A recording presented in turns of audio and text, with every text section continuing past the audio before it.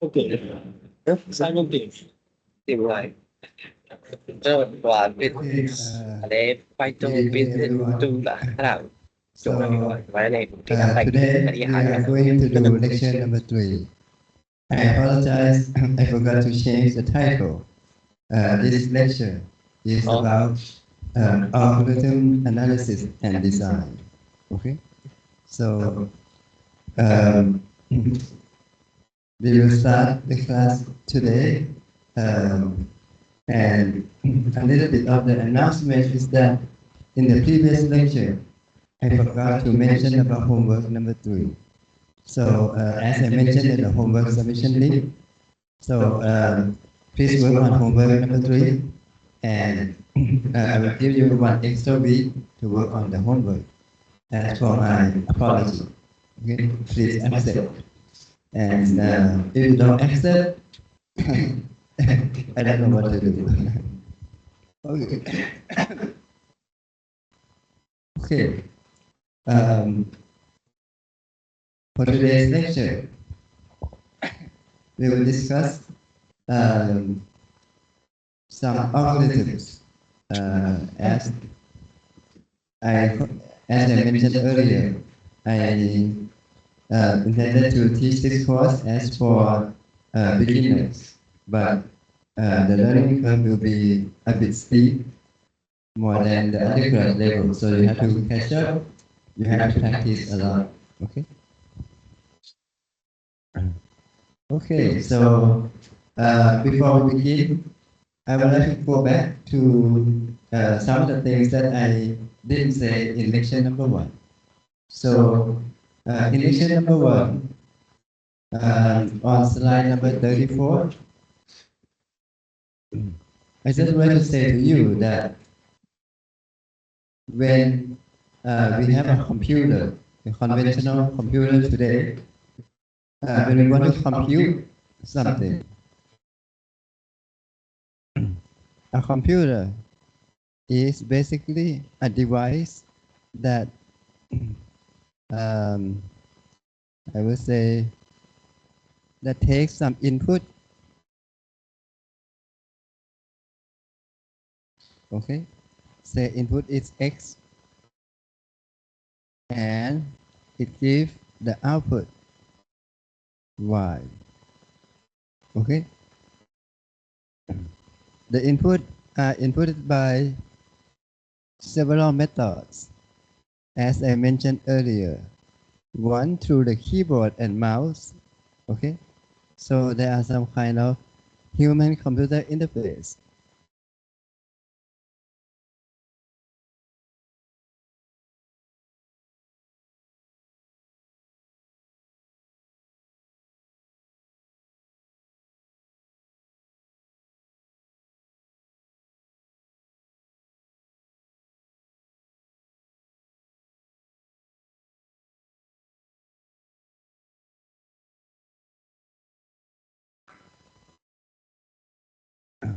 These are some information.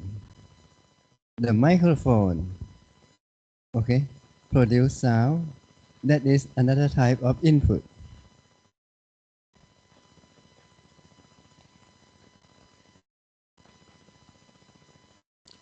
Okay, all of this connected to the computer, okay, through the interface. Today, most of this interface means the area or the device or an object that link one thing to another thing. Okay, you can think of an interface as a middle person, okay, or uh, or something that helps you join the two worlds together. Okay, that's one interface.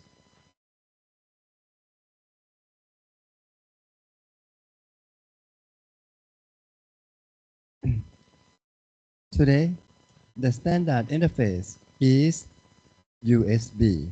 Okay.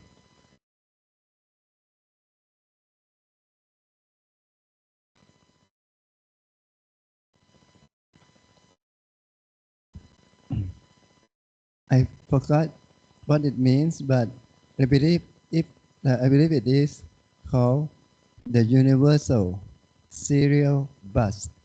Okay, a bus system is basically um, a bunch of wire that go together. That's called a bus. Okay.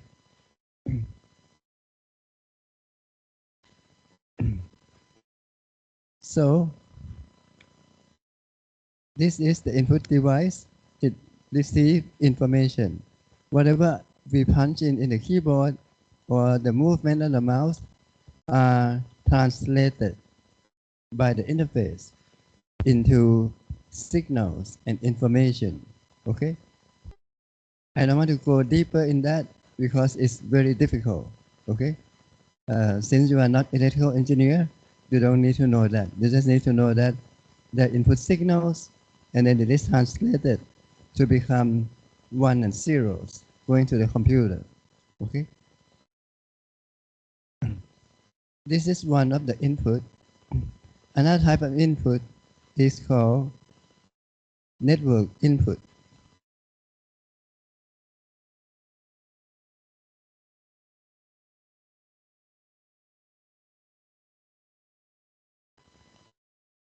Information that go from the network, like the internet or um, wireless, Wi-Fi or whatever, okay, will go to the computer and the computer will process it, okay.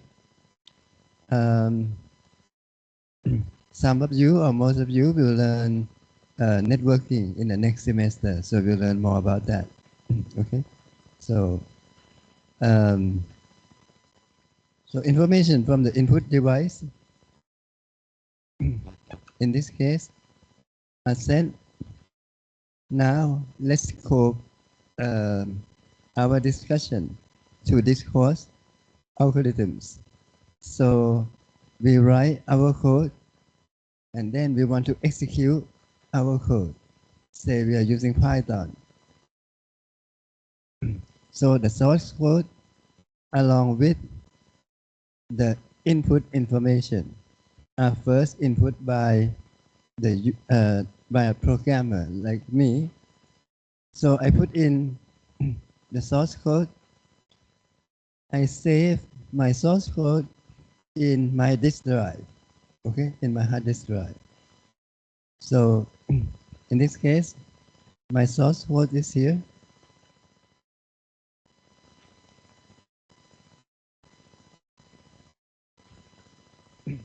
And then I want to execute my code. So I start a command, okay? My source code, or first, this is actually what should happen. First, the Python program is loaded in the main memory. This is called the Python interpreter, okay? And then you call the Python interpreter to read your source code. So the source code is now sent to the Python interpreter. Okay? So the secondary memory is used to keep data. When you want to execute something, that data is sent to the main memory. Okay? Because the processor only works with the main memory, not the secondary memory. Okay?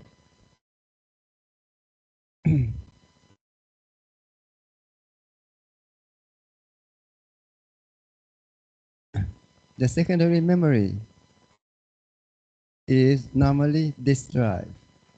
Okay? Can be magnetic disk, which is slow, or solid state disk, which is very fast. Okay? And then the main memory are basically something that you call RAM. Okay? The problem with RAM is that it is not designed to store any information, okay, for a long time. So when you turn off your computer, anything in the RAM will be wiped out, okay? And RAM is the place where your CPU use to draw information from. So once your source code is in the main memory, so if you look at the main memory, the Python interpreter may take some amount of memory.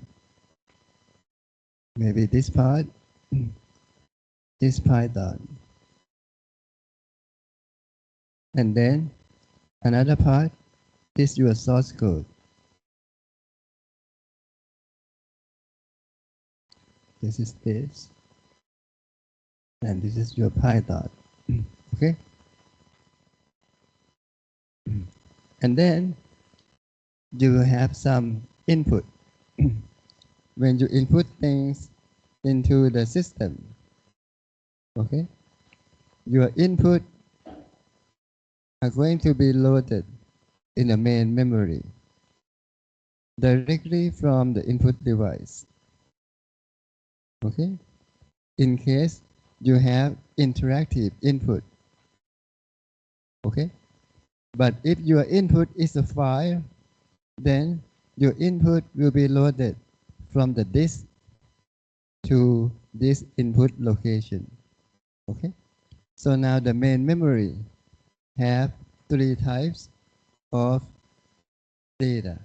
One, the Python interpreter. You don't touch it. Two, it has your source code. And three, it has your input data. Okay? According to the design, this is a CPU. A CPU, or central processing unit, was designed to handle computation only. Okay? And the CPU has a control unit to control which data it needs to process. And then it has the arithmetic and logical unit to compute, like addition, subtraction, multiplication, all those things. Okay? And then it has a very small memory inside the CPU itself called the register. When you write a source code, your source code will be read one line at a time, starting from the first line. Okay? The source code line is sent to the register. Okay? Whether it is one line or multiple lines, this depends on the control unit. And this depends on how you write the code. If you write a code as one single statement, no problem, one line. But if you write a for loop or a while loop, it may read more than one line. Okay? But whatever happens, your source code is being read line by line and interpreted by the Python interpreter. Okay? And it is converted into another low language level that a computer would understand. It's called the assembly language. Okay? You don't need to know that. And then the assembly language is the translated source code performed by the Python interpreter. And then each line or multiple lines of the assembly source code are sent to the register. Okay? Some part is your source code. Okay? Only a part at a time, not the whole program. Okay, one part at a time. And then the input, only the input that you need, or that the input that the source code for that line need, will be moved from the main memory and put into the register. Okay? Okay? And then there might be some other things that the CPU needs. I won't talk about it, but there might be some other things. I will put in this color here.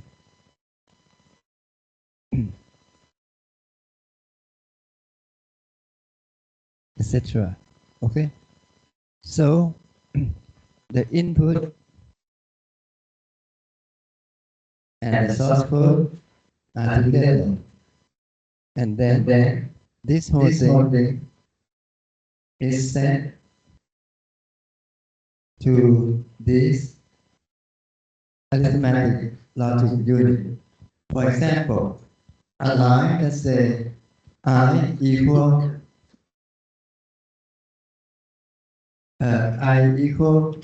m plus 5. Okay? So the input will contain number 5. And the input also contains the value, the current value of I and m.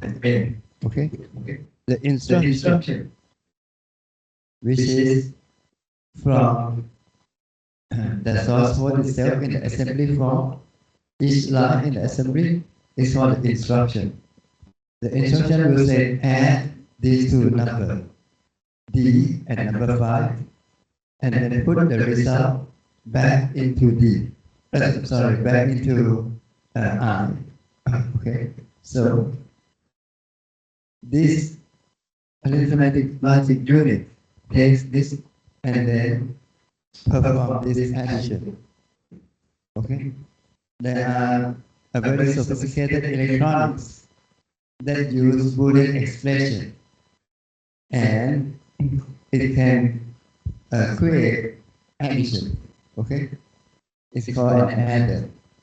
So the addition, when it is finished, the output will be returned.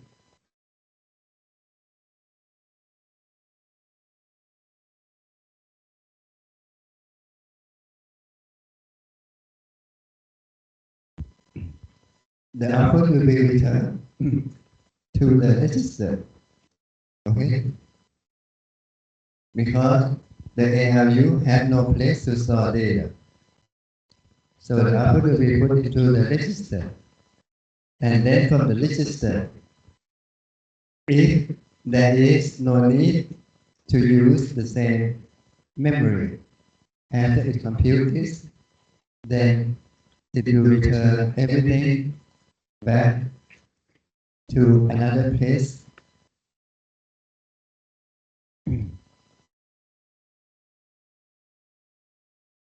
It will return this value to another place in the main memory called the output. Okay? So there is another section called the output. Okay? And if you work on exercise number 1 or homework number 1 and homework number 2 a bit, you realize that when you write a program, your program may have to introduce a temporary variable or temporary storage of data. Okay? We call that the temporary or the program variable. Okay? To hold temporary data. Those temporary data is also stored in the main memory. And they are also used as the input. That's why I said etc. Okay? They are also used for computation. Okay? Say, for example, you are doing some matrix multiplication.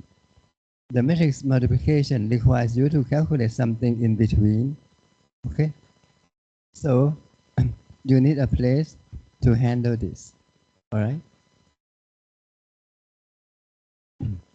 So this is how a computer will compute. Okay, I show you this so that you understand the importance of the main memory and the register. A CPU have a very small amount of register. When you purchase a CPU, it will advertise you how much cache or register that it has. Okay? And when you purchase a computer, not only the processor that you have to look in, you look at the main memory. Okay? The device that has a lot of main memory are usually much more expensive. Okay? Say,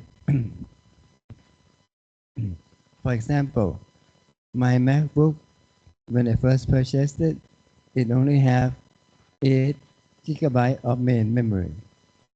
But today, when you purchase your computer, you have at least 16 gigabytes of main memory. Okay? So the larger amount of main memory, the more ability of your computer to compute using a very large program. Okay? And also, a high performance CPU should not only have high speed in terms of the frequency, but um, it should have a lot of cache size, which means that it has a lot of register to hold the data. Okay. The frequency of a processor is used to tell the control unit how fast we can pull data to compute. Higher frequency means it is pulling very fast. Lower frequency, it is the control unit will pull the information slowly. Okay, so higher frequency is better. All right. However, however, if you have high frequency but you have very small main memory, then the bottleneck will be at the main memory, right? So you have to be careful, all right? So what I say is that more of everything is good, but you have to also understand that you may you may pay more for what you don't need.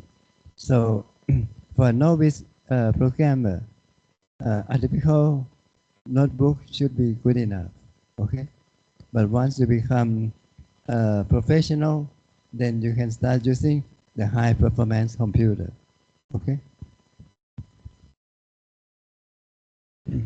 Okay, so this is what I want to talk about. Now, let's go to lecture number 3.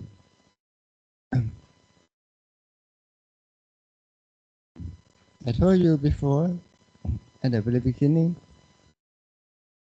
an algorithm is basically a well-defined computational procedures that will take some values as the input and produce some values as the output. Okay? For an ignorance, an algorithm is a black box. You throw something in and you get something out. Okay? But as a computer scientist, the input are something that are in the digital form. The output are also something in digital form as well. But we have to know how to convert the input to the output. Okay? So an algorithm, okay, should produce output when you give it the input. But when you give an input and then your algorithm or your program crash, then does it considered to be an algorithm? The answer is no. Because if your program crash, it means that your procedure has a problem. It does not finish. Anything that not finished is not called an algorithm. Okay? So a good algorithm must not crash. And it should produce the same output for the same input every time. All right? So, in a sense, an algorithm is like a mathematical function. You take some input, you put it through the function. When you learn this in your high school mathematics, you will learn that your function is doing something that you probably understand. There are steps on those functions. Okay? For example, a simple mathematical function like f of x equal to 3x squared, for example. This function tells you that you have to input the value of x, and x can be anything. Okay? And the output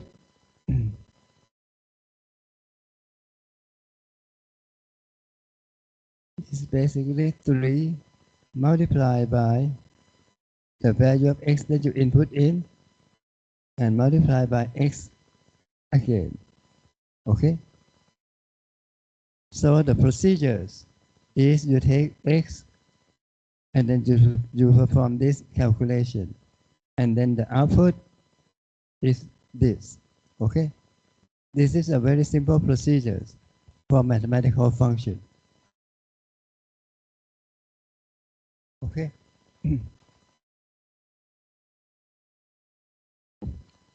A more complex mathematical function is maybe g of x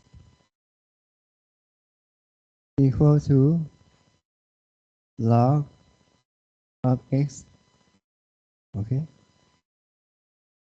multiplied by sine of x, for example. So in this case, given that x is the input, then you have to calculate log of x, which is another function. Okay? The procedure is calculate log of x first, and then you calculate sine of x, for example. Okay?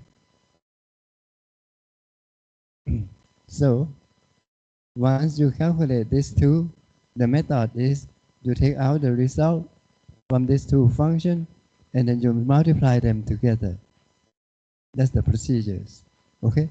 First, calculate log of x. Second, calculate sine of x. And then finally, you multiply the output of the two together. That is the procedures. Okay?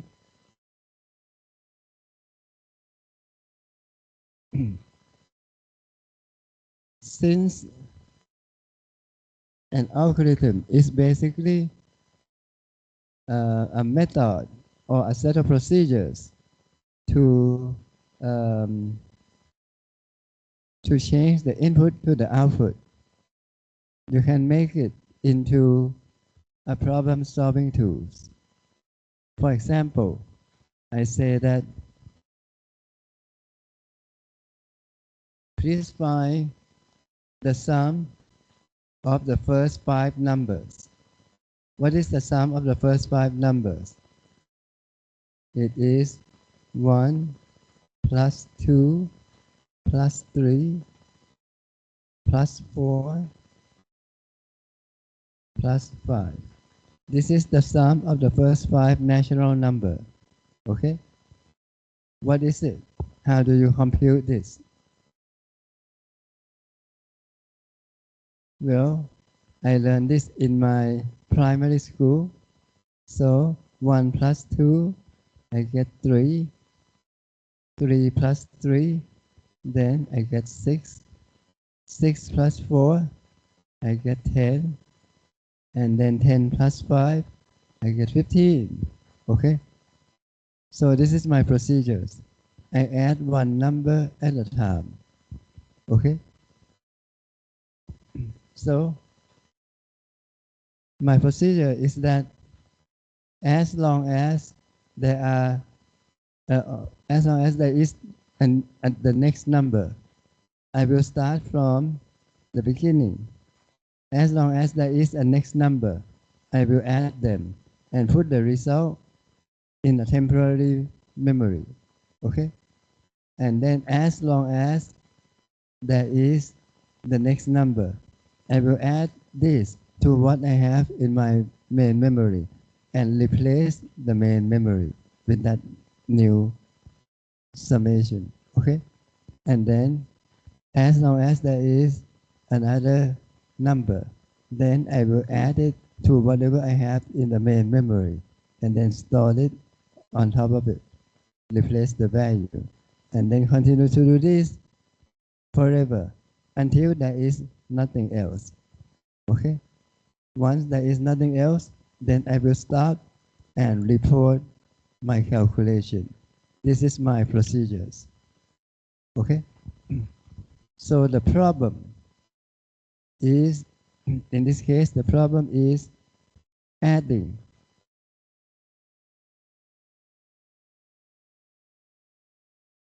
the first 5 natural number.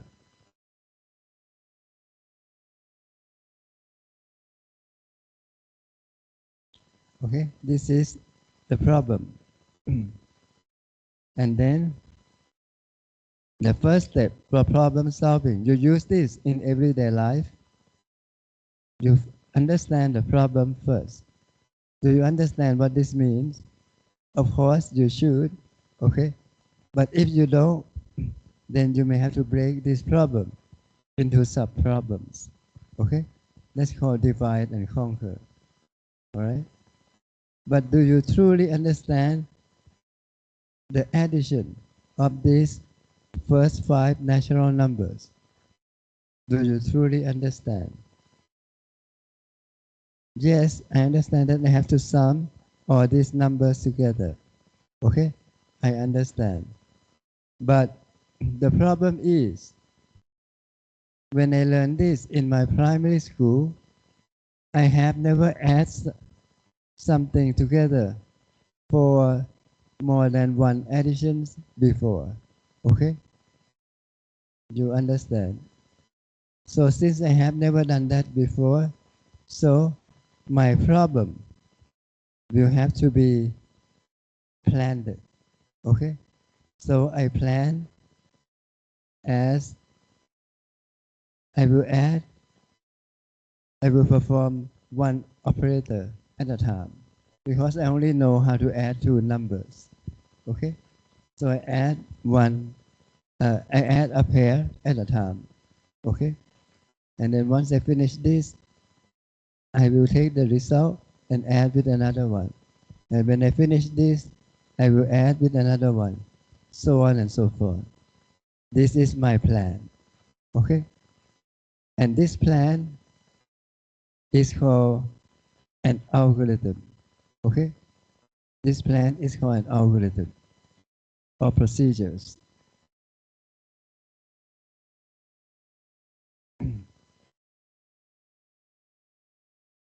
You can also call this a step or set of steps. Okay? Do you understand? With these procedures, okay? With these procedures, a clear written procedures is called an algorithm. Okay? But when I say that I would like to add 2 numbers at a time, okay? When I say I want to add 2 numbers at a time, this is my approach, okay? The approach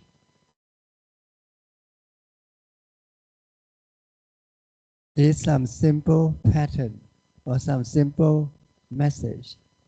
The approach is add two numbers.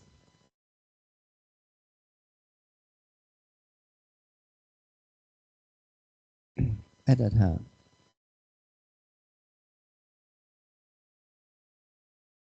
Starting from the first number.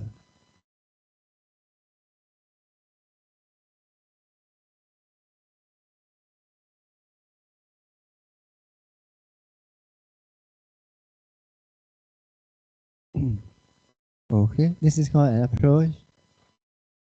In mathematics or in computer science, we call this approach as a new term.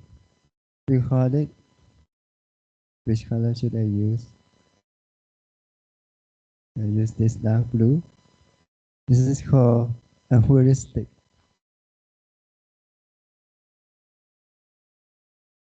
Okay, a heuristic is a general approach on how to solve a problem. Okay, that's called a heuristic. A general approach.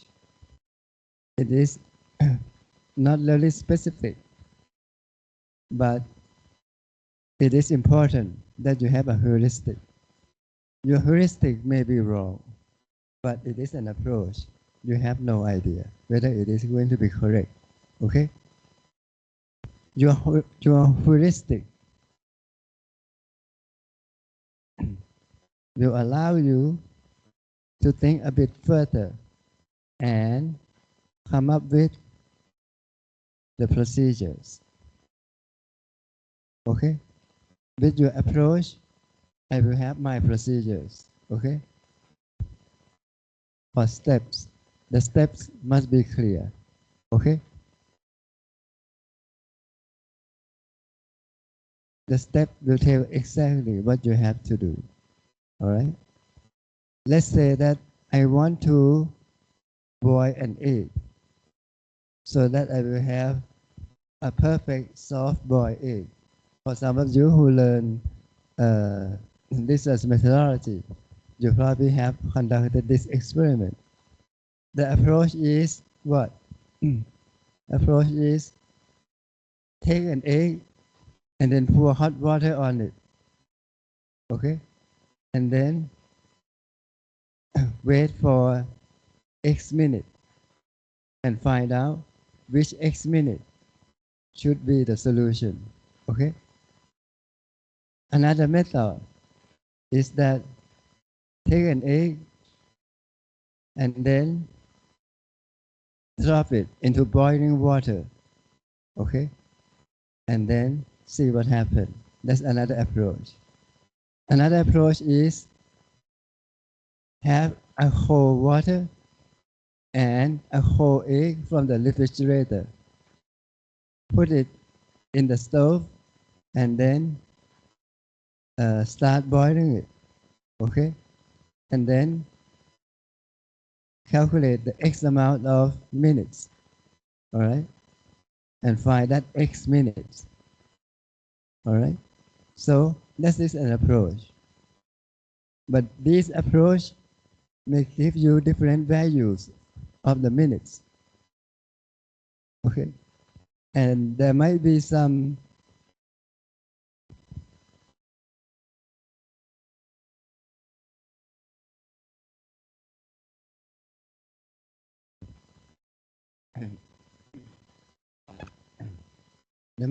other parameters.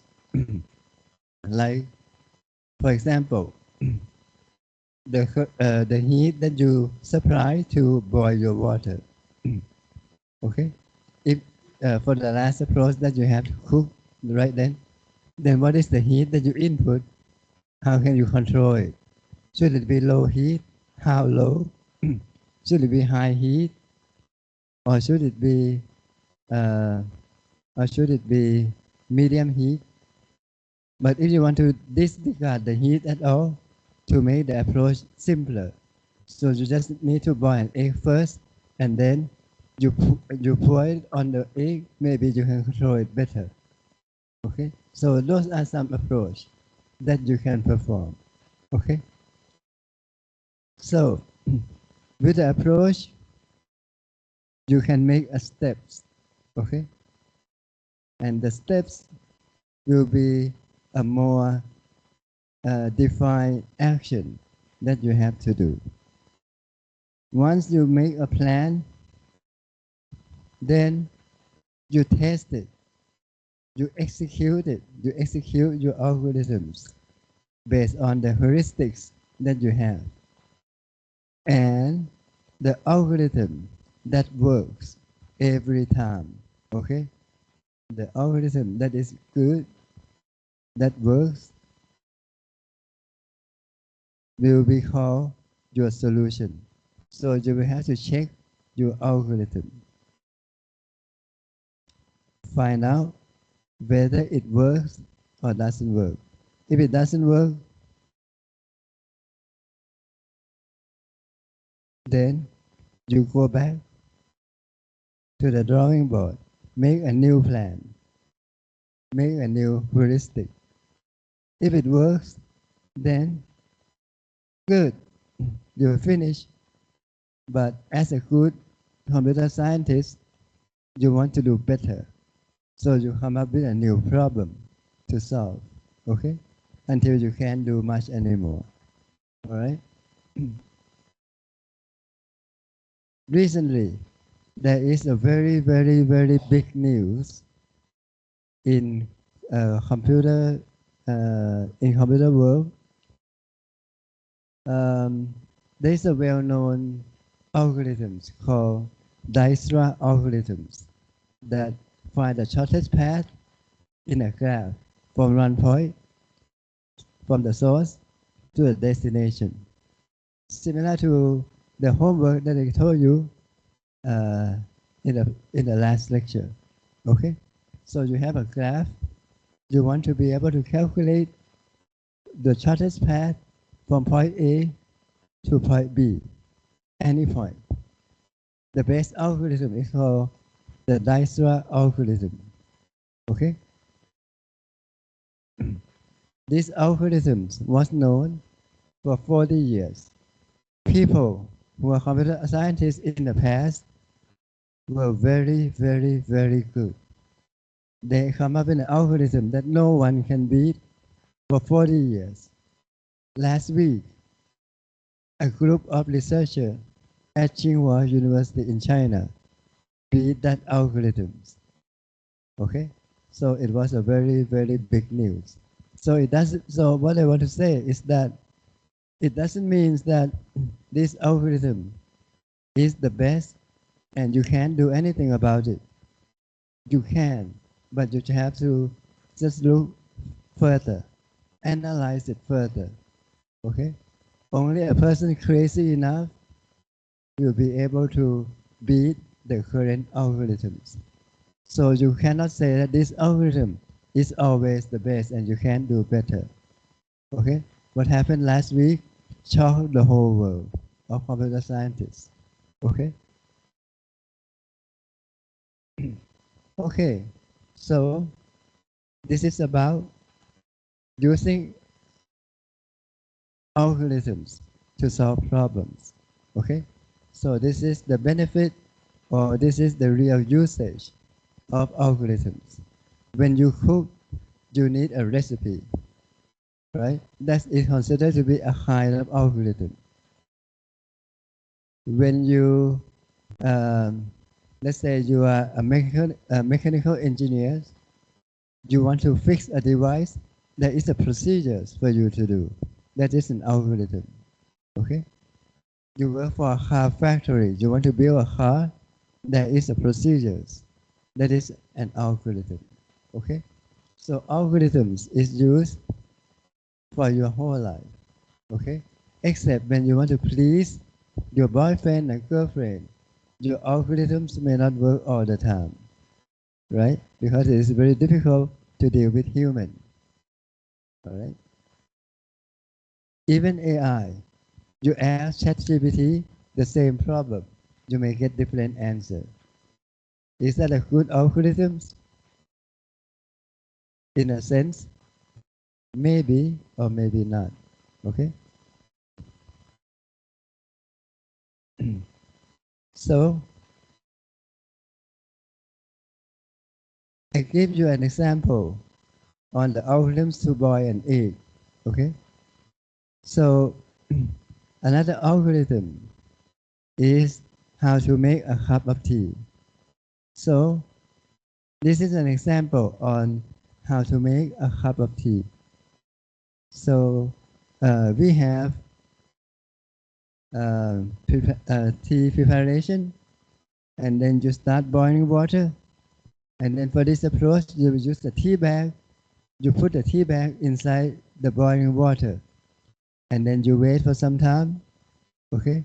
And then you take it. Another one is instead of using the tea bags, you use the tea leaves itself, and then you filter out the tea leaves later, okay? But for most Chinese people, you don't take the first batch of the water. You take the second batch, okay?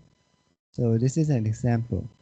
So you can see that there are several algorithms to make a tea.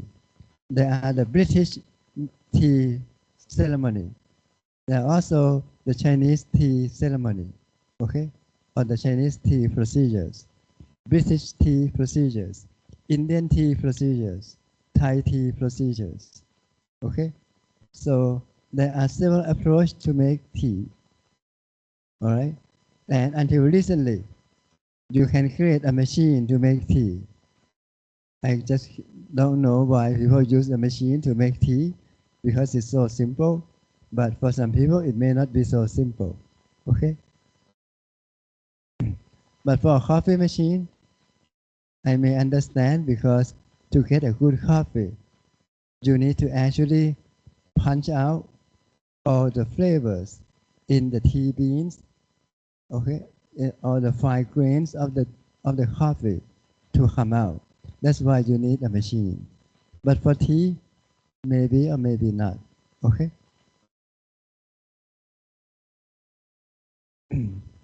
So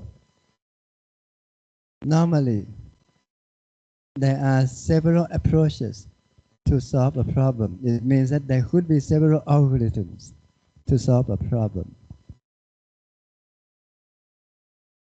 You know where I'm going next? We are going to discuss about how to choose the best algorithms, right? This depends on many things. Depends on different circumstances.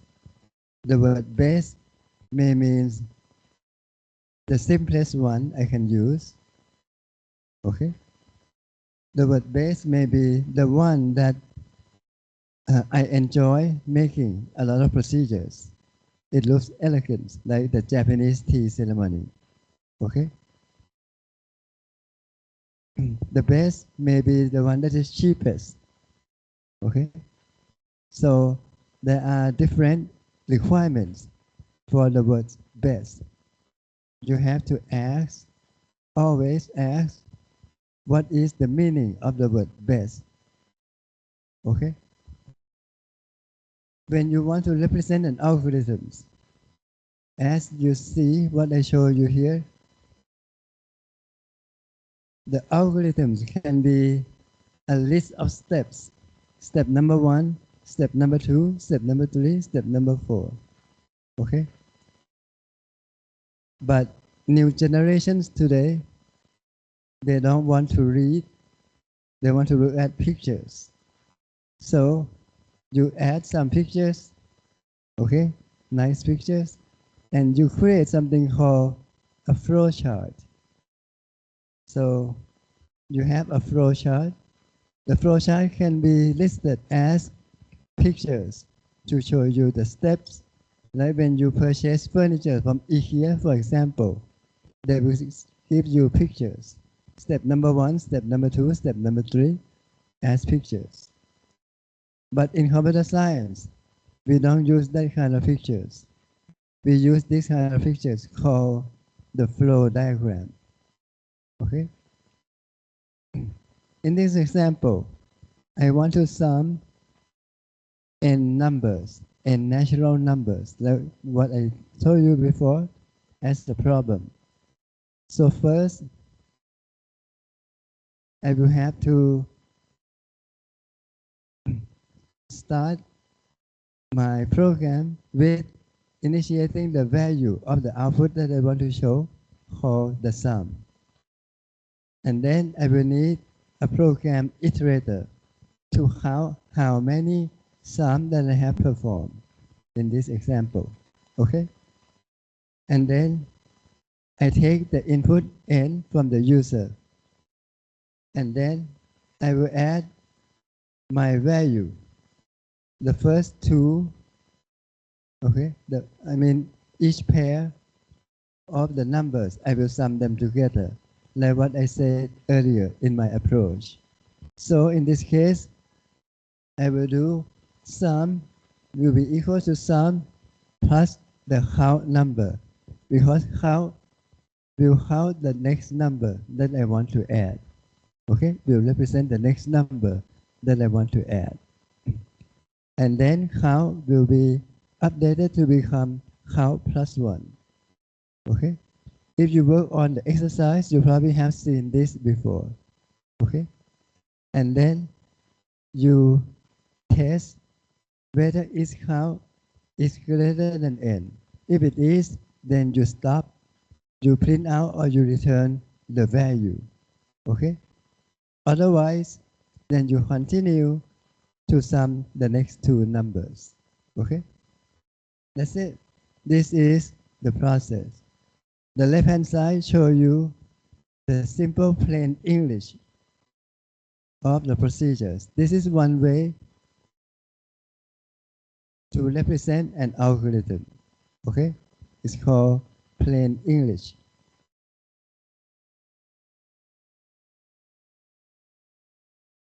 It is a list of human understanding steps. Okay? Another method is a flowchart.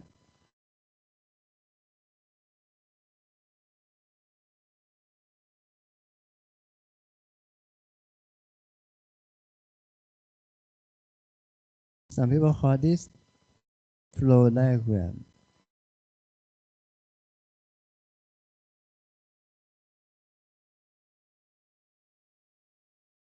Okay?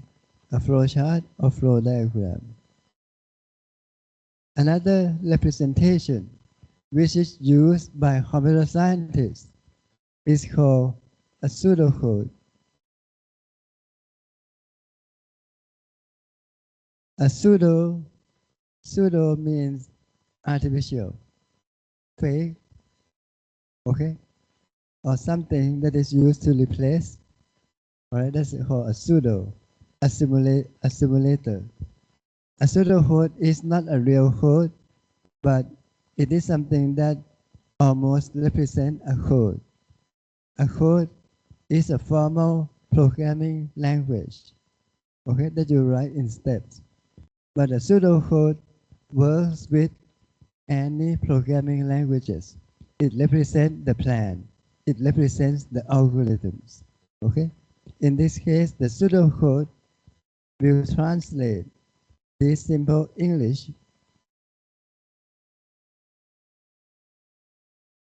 into somewhat almost the code.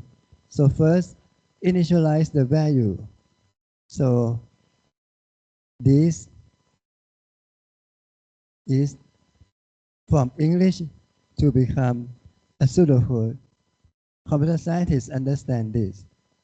And you don't need to write the whole thing like this. Okay? And then next, you ask for input, you just say input n, and then you want to go into a loop. But with plain English, there is no concept of the while loop or the for loop. But with a pseudocode, you have this expression. Okay? You have these tools to represent a while loop or a for loop. So you put this in the pseudocode, and then for each step inside this while loop, then you perform this and this with this condition. Okay? And then when you finish this while loop, then you print the sum. Okay? This condition, as you can see, it represents this decision workflow element. Okay? And each of these will have to represent a workflow. Okay?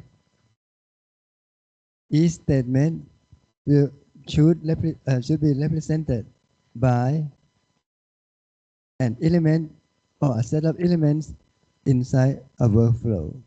Okay? Understand?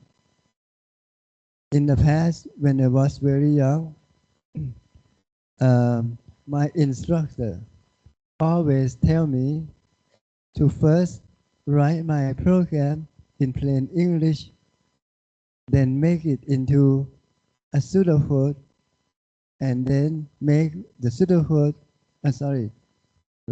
plain English to become a flowchart, and then from the flowchart to become a pseudocode. Okay? So the way that I learn things is this.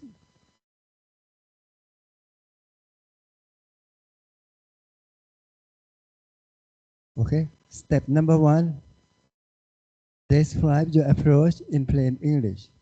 Step number 2, make your heuristic into a flow diagram.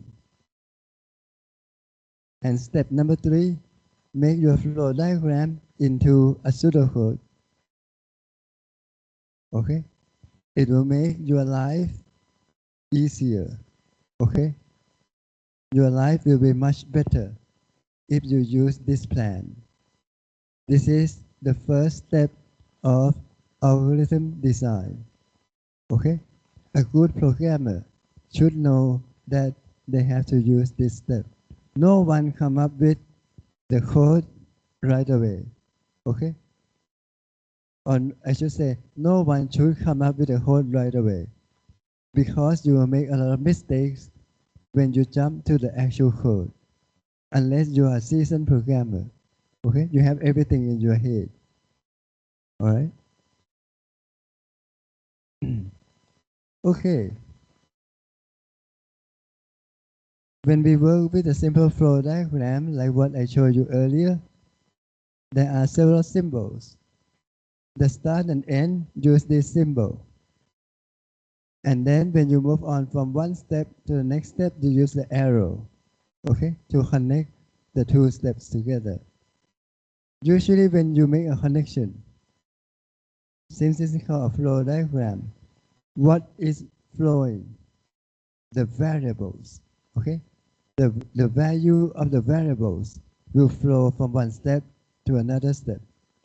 So even though no one tells you, not any textbook will tell you, but you have to understand that the flow chart or the flow diagram means the flow of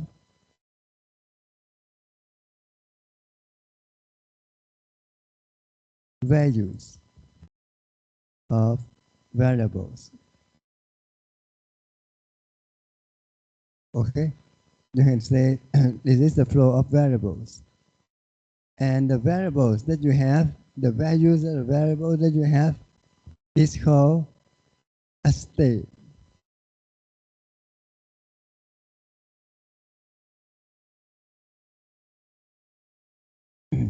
The current state of your program. Let's say that I add the first 3 numbers. My state is at count equal to 3. Okay? Because I add only 3 numbers. And the current sum is 6, for example. That's my current state. Am I done yet? No, because the count value is not equal to n yet, where n equal to 5, for example. Okay? So there are several states, and the current state that you are in is called the current state, or an instant. Okay? instant of a state.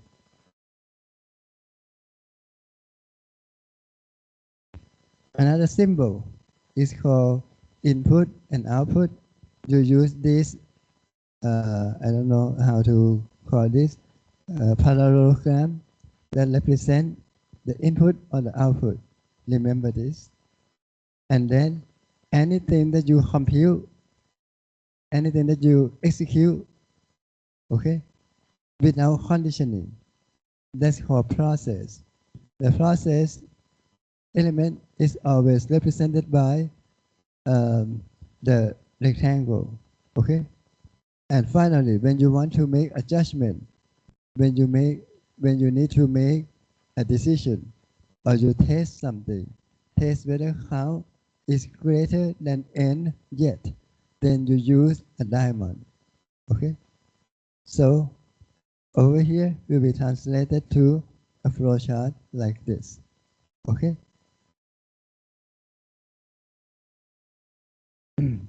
Okay.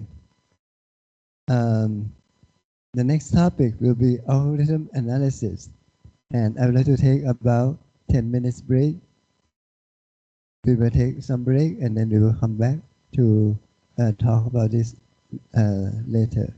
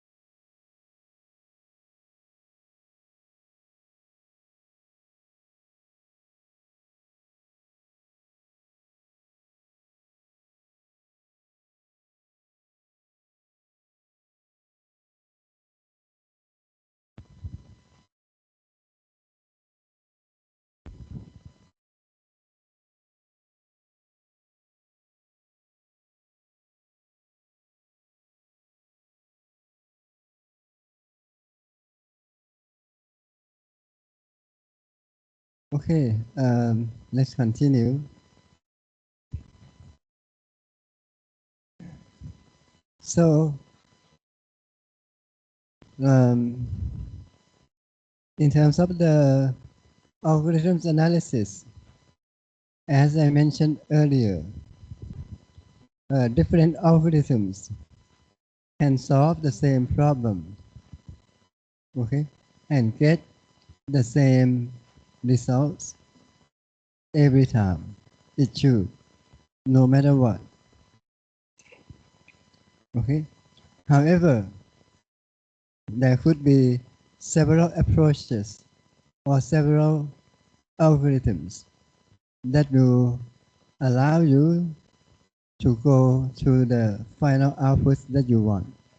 Okay? So, in this case, we have to select a good algorithms for us. Okay? Like what I said earlier, the best algorithms is the algorithms that we desire, given our specific scope and constraint. We may be limited in the amount of memory. We may be limited in the amount of time, or algorithm can take as long as it can because my computer is slow and I'm not in a rush, for example. Okay? So, before we pick the best algorithm, let's talk about how can we measure the performance of an algorithm. So in terms of the algorithm performance, we look at the following characteristics.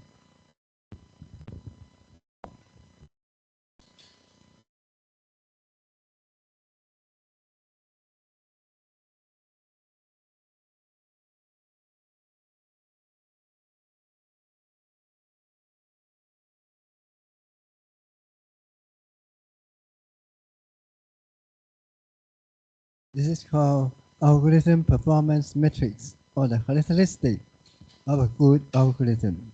One, a good algorithm must be correct. Okay? If I have to add the first n numbers, the result must be correct. Okay?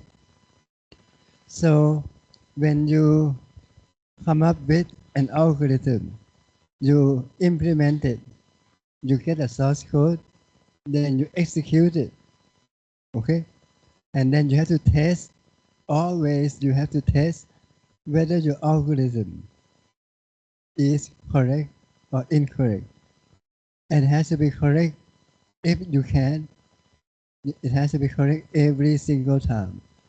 It's not like you add this, you work on this for 100 times, and it is correct for 90 times.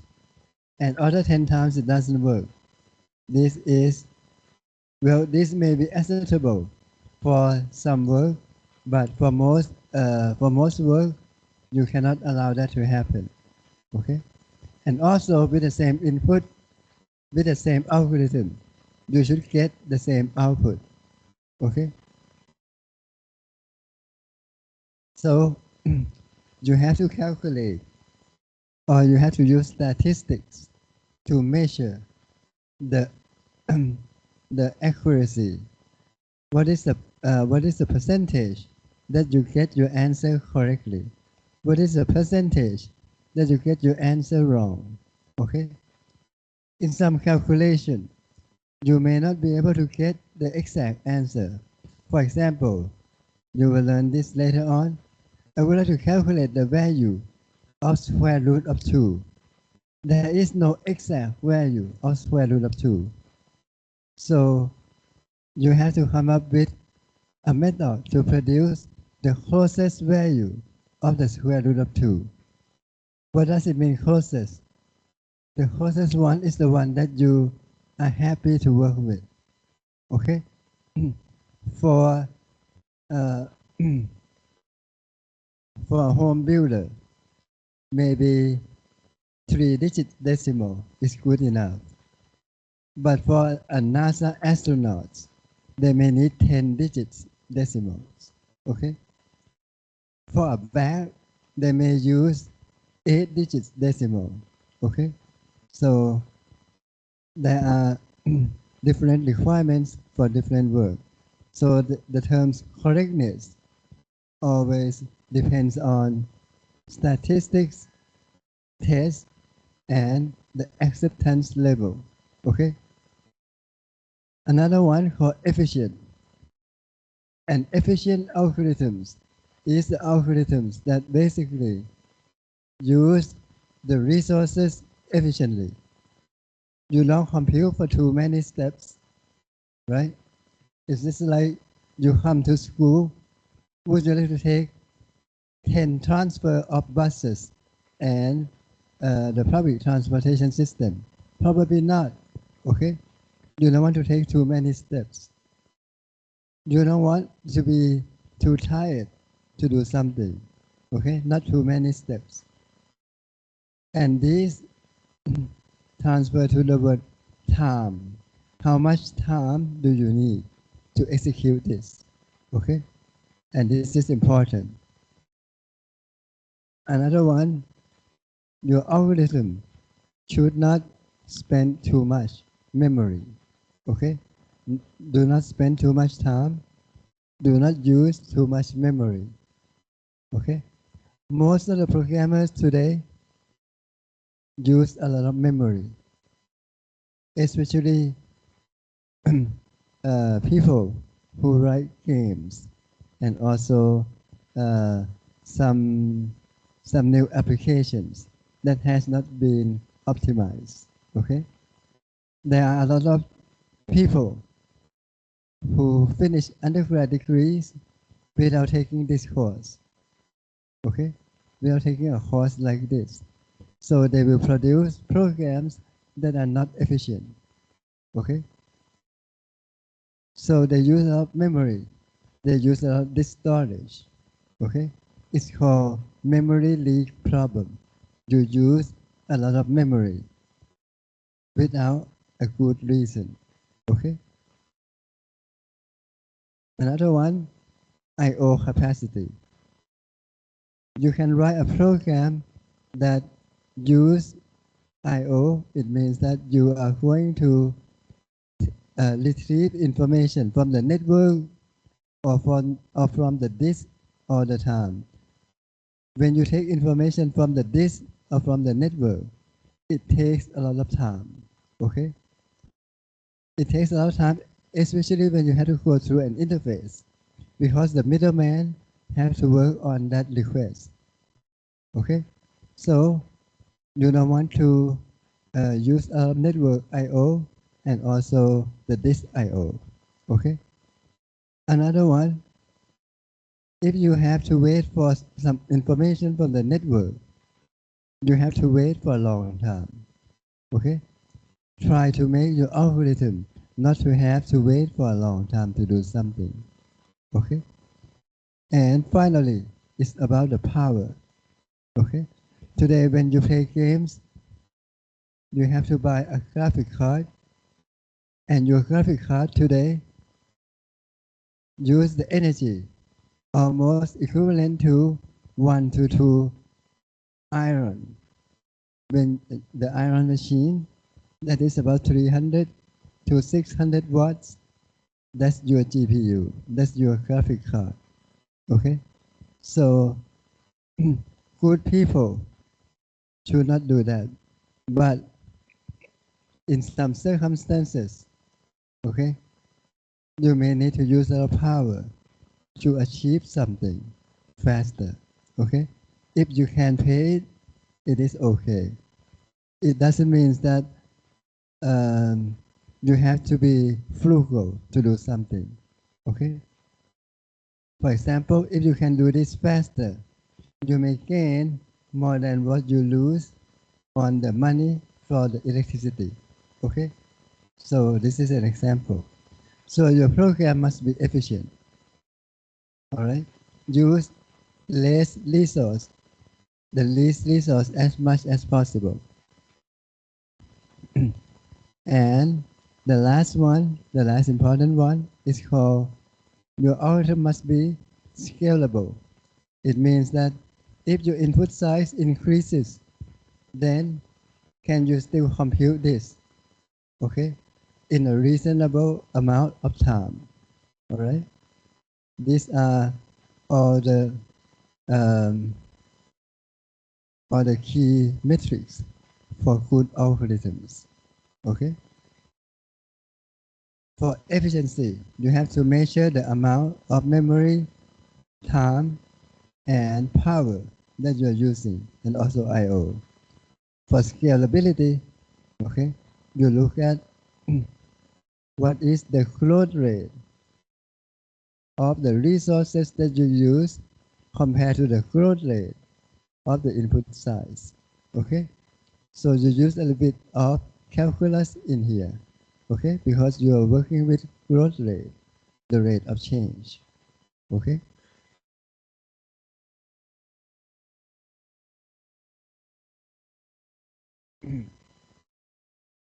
So a little bit more on this. For correctness and algorithms that cannot produce 100% accuracy percentage or cannot produce 0% error are called the programs that are not correct or programs are not reliable, okay?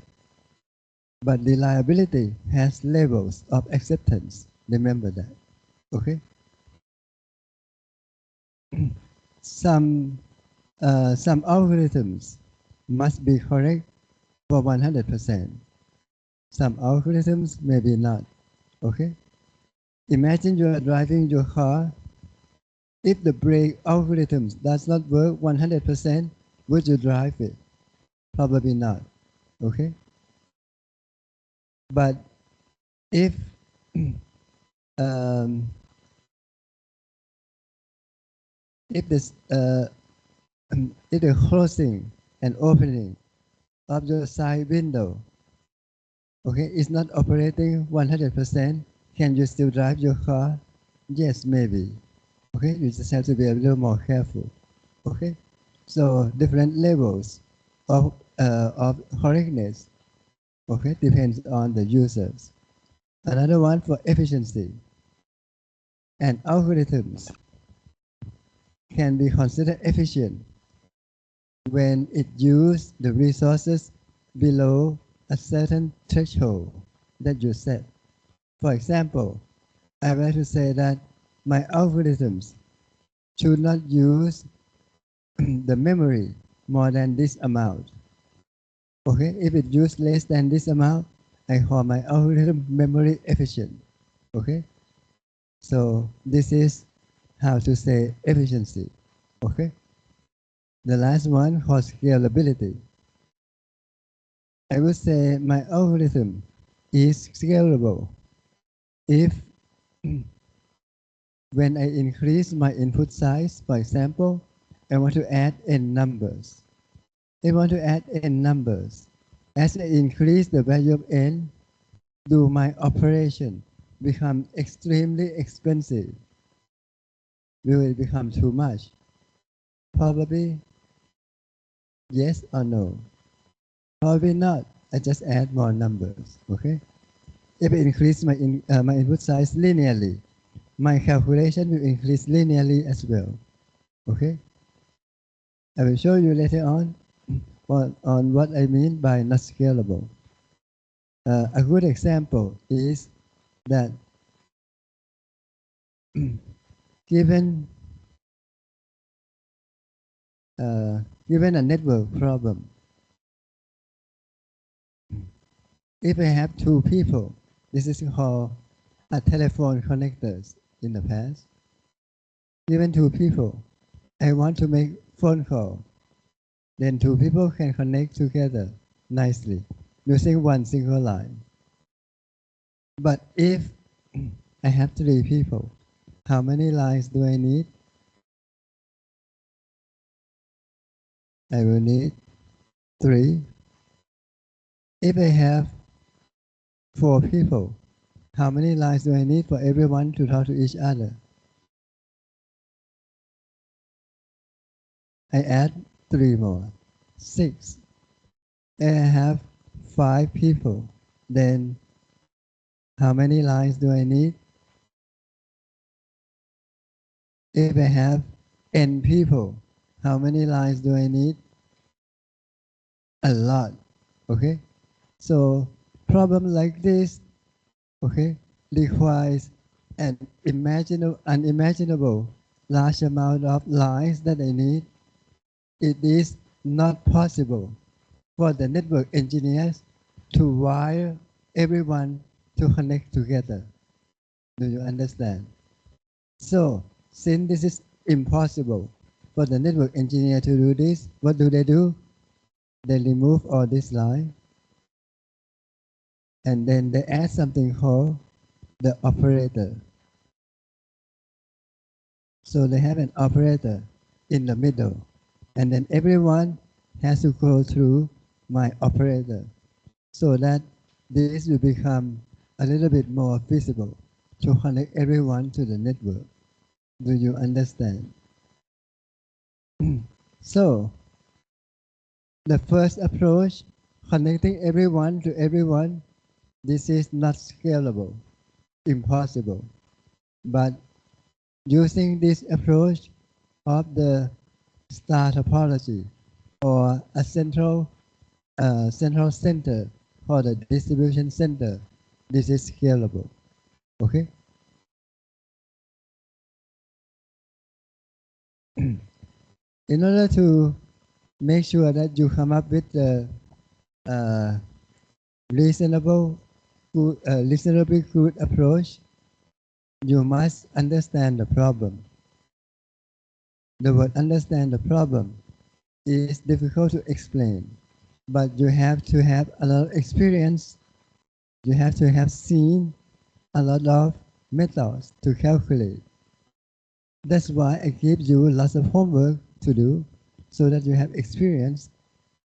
And then once you have this experience, you can break a difficult problems into a smaller problem that you have seen before. Do you understand? Because you know how to solve those smaller problems. Then when you see this big problem, you have no problem about it. Okay? This is called divide and conquer or problem decomposition. All right? Another one,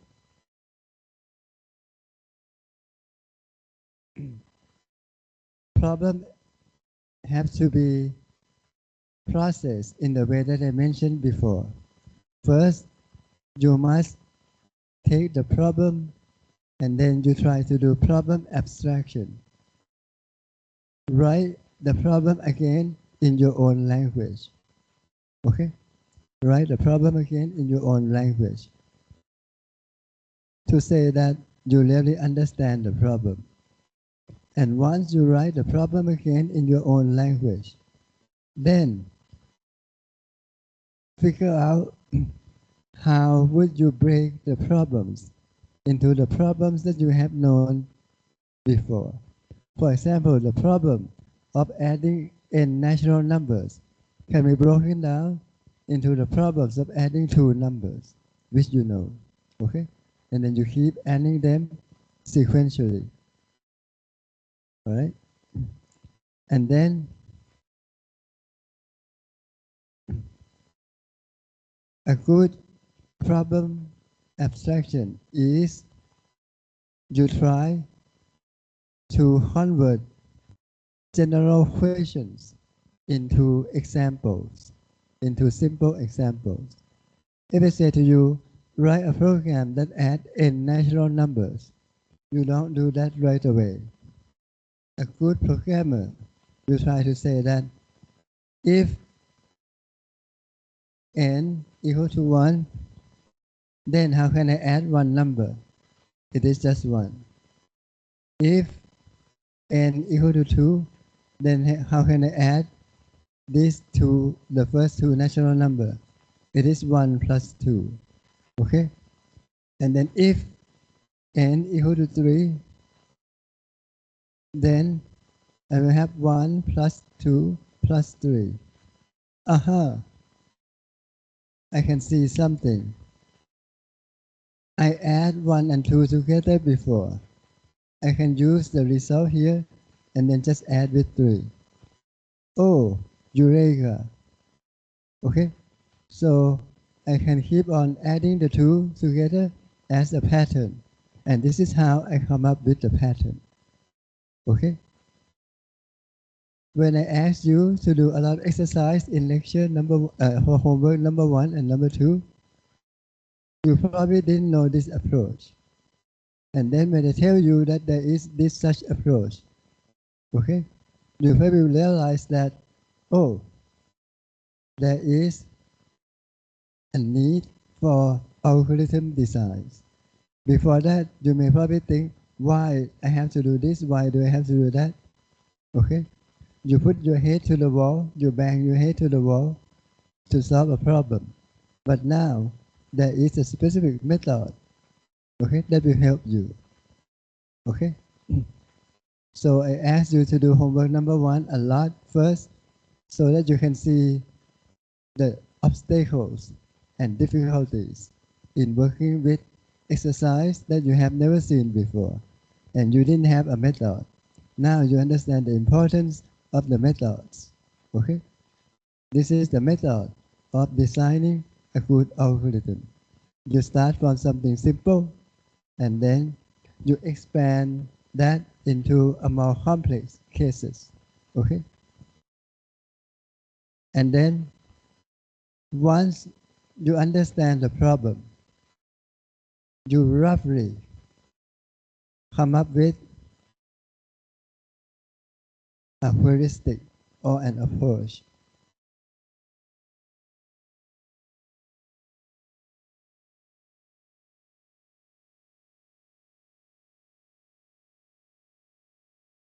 You will have several heuristics. You may have several approaches. Okay? And each heuristic may give you at least one algorithm. Okay?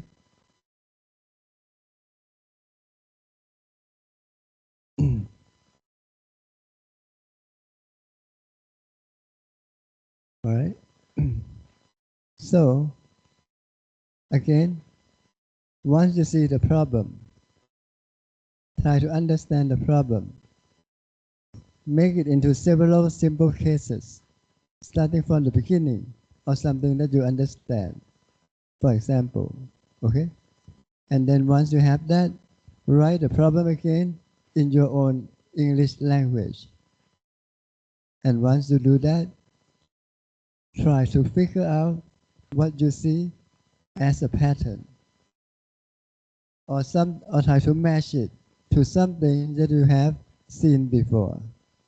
And once you do that, then you can come up with a heuristic or several heuristics, several approaches. Then you can make steps. Okay?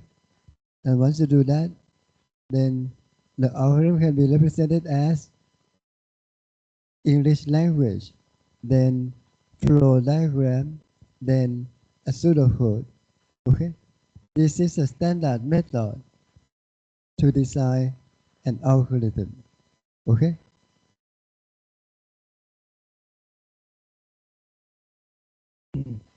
A good pseudocode is the final step of an algorithm design.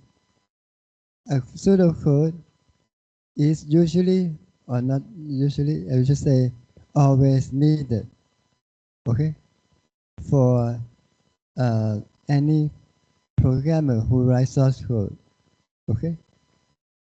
A pseudocode is a high-level plain language description that you have seen before.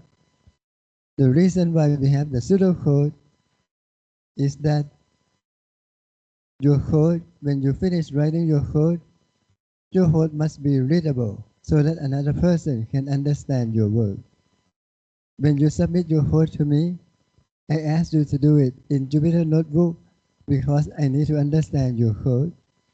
But you may not put in the comments for your method yet. But from now on, I would ask you to submit a pseudocode as well. Okay? When you work on the problem. so that you can practice. And then with a pseudocode, it means that you have a clear uh, a clear methodology on algorithm design and planning. When you write a code without a pseudocode, it means that you did not go through the process of designing an algorithm. Okay? And if your code is readable, it means that you can communicate your code with another person. And you can work with another person when you have a very large project. Okay? Otherwise, other people will not understand your code and cannot help you. Okay? And without the readability or without the pseudocode, so that people can understand, when you come back to read your code again, you probably don't even realize or knowing what you did before. Okay? That's why you need a pseudocode. Okay? There are many times that I had to go back to read my code. My PhD thesis, okay, required a source code of over 2,000 lines, and it has been written and improved for over 3 years. Do you think that I remember 3 years ago what I did? Probably not. Okay? So I did not remember that, but at least I have comments, I have pseudocode, so it helps me to understand what I have done before. Okay? Many times I said, oh, how genius was I? Okay, that I did this. All right, so, or maybe how terrible was I that I haven't done this. Okay, so I have to go back and fix things. Otherwise, I may have to spend days or hours in making sure that I understand what I have done before. Okay, so without a pseudocode, if you're working in the industry, you probably see or experience this event. You come in, you are hired to come in, and then you have to maintain the code of the previous employee who left the company. And then you try to read the documents without the pseudocode. You just bang your head to the monitor screen. Okay? So most of the time you just say, forget it. Let me rewrite it. Okay? And then when you rewrite it, most programmers today do not have a pseudocode, do not have any document. When they left the company, another person will have to come in and redo the whole thing again and again and again. So you can see how much time and how much money has been lost in doing this. Okay.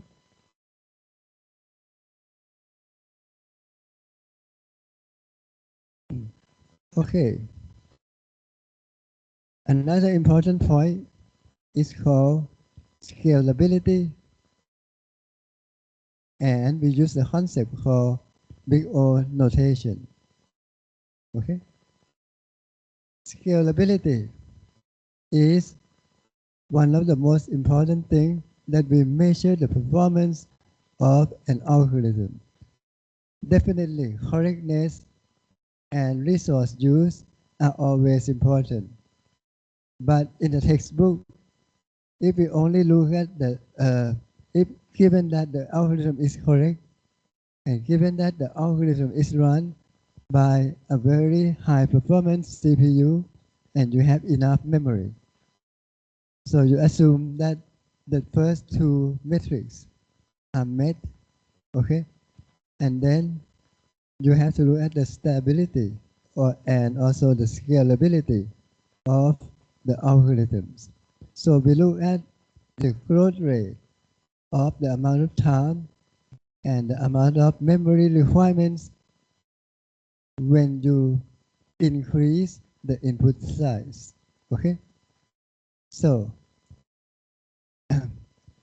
we have to look at the amount of time used and the amount of memory used as the input size increases. Okay, so in this example, okay, for time complexity means the amount of time that you use, okay, or as a standard, the amount of execution steps that are required to finish an algorithm. Say, for example, we have, let's say, n students in this classroom, and then each with a different ID. I want to find a student with ID number 19. How can I do that? First, I ask each one of you, okay? So, if there are n students, I have to ask n times, okay? This is standard algorithm, standard approach. Another approach, I ask one person, and then I ask you to do the same task for me. So this person will ask another person, and this person will ask other people that have not been asked before. Okay? So each person will ask the same person, and then the information will come back later on.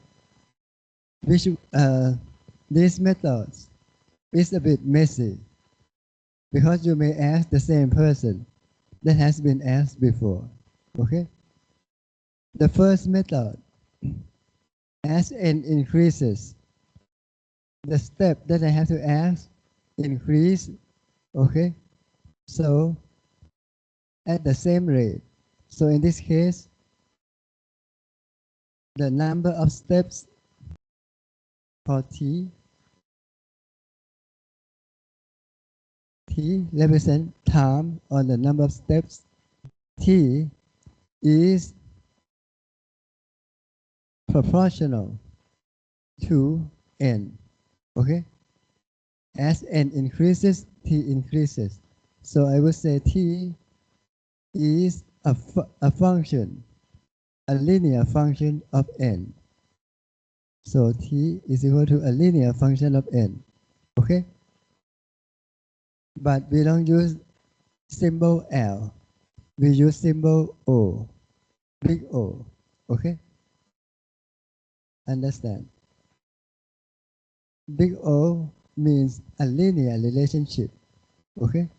Or some linear function of n. But for the second approach that I just told you, I ask one person and one person will ask another person and keep on asking forever. So, approximately, when you ask this around, to go forward and the answer can come backward and asking the same person maybe more than once. This is approximately t will be proportional to n squared, okay? And when t is about n squared, you can say that t, the time it takes, is in the order of n squared. Okay, this is big O of n squared. All right. Another one, if I say that I have this group of students, and then I want to find that number 19, so what do? I divide this into two groups. That's one operation. And then I divide this into two groups. Okay, each group divide into two. And then each group will be divided into two. And then keep on dividing. So you can see that the group size from this will be split to this, will be split to this, will be split further and further. Okay? Each time that I split, I see more students in my view. Okay?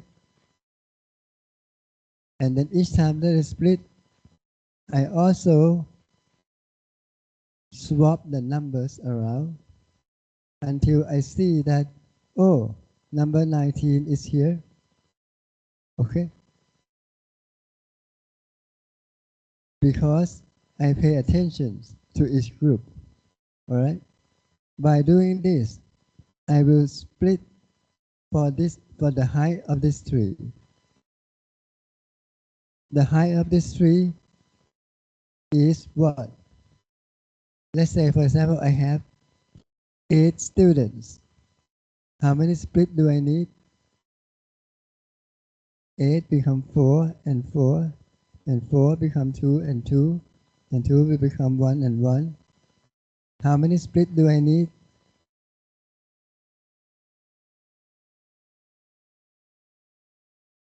The number of split that I need is 1, 2, and 3. So I need 3 split. If I have 4, how many split do I need? I will need 1 and 2. Okay? If I have 16, how many split do I need? I will need 4 labels. So basically, the number of split that I need is, so 16 become 4, 8 become 3, 4 become 2. You see any patterns here? The pattern is 16 is actually 2 to the 4. Okay? 3 is used as the exponent for 2 to the 3 to become 8. Okay? And 4 is 2 to the 2. Okay? So what does this mean? This means that the height of the tree, always remember this. When you make a split in 2, the height of the tree will be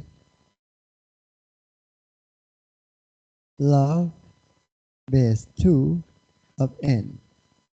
Okay? Do you understand? So in this case, the number of split that you have to make, and then you check each time that you have the ID already. Okay? Is log base 2 of n. So this means that I only have to work log of n times. Okay? Do you understand? So in this case, what seems to be the best approach? To determine which one is the best approach is you have to look at this relationship. So if you are in the order of n, then you have a linear increase in the time complexity. Given that you increase the input size, then the time that you need will increase linearly. But if you have n square, you can see that as n increases, n square increases much more than linear. Okay? But if you have log of n, it is even better than O of n. Okay? But if the time that you use is fixed, I will show you later. There are such algorithms that the time that you use is fixed, then it is just O1. Okay? For example, I want to calculate the value of n plus m. As n increases or m increases, it doesn't matter. I just do one addition. Okay? So that's O of 1. It means that this is constant.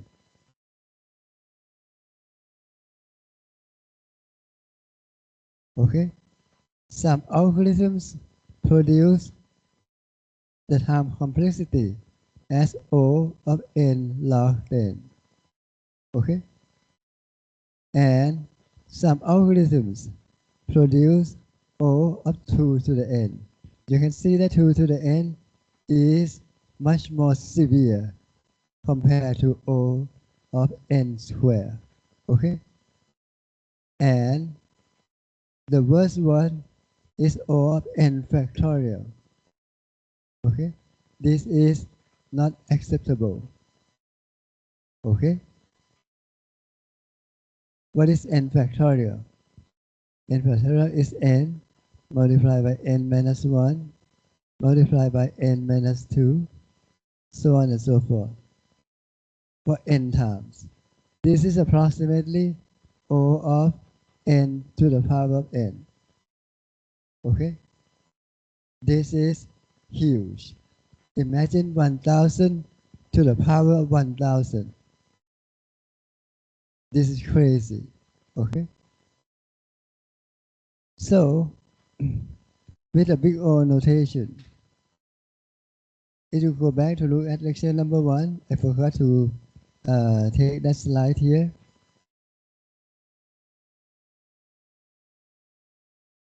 So, as you use different values, okay, or patterns of the big O notation, there are different names for it. N factorial is called the factorial scalability, not good. Exponential growth or exponential scalability, not good. This is bad. This is bad. Cubic, bad. Quadratic, bad. N log n, okay, acceptable. Linear, okay, standard, acceptable. Logarithmic, this is very good. Okay? And constant, this is the best. 5 stars. Okay? If you can have your algorithms, they can compute this in just one shot. That's the best. Okay? Okay, I will tell you my story. I wrote my programs that takes 2,000 lines of code. I run my simulators. Okay? Back then, I run a lot of interactions between particle simulator. So I have many particles hitting each other. Okay? And I try to simulate that, create that simulations, and then try to find the patterns. Okay? That simulators takes 5 days to run, and I get the patterns as the result. Okay? I get the number as the output. I get the speed, whatever. And then one day, my co-advisor, who is a mathematician from Russia, he came in and he said, "Oh, I have seen this problem before. When you have this interaction, okay, it can be explained by this mathematics. And then, why don't you change this into mathematics? And then, my calculation can be finished in 2 minutes with the same result." So changing a lot of steps by using some mathematics model can save a lot of time. Okay, so from the order of O of something into O of one, that is the best. Okay, and that's the power of mathematics that you can use in your life when you want to try to solve a problem. Okay.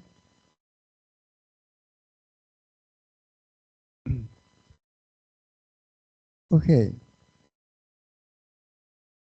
Since we talk about the time complexity, it is nice to talk about the space complexity.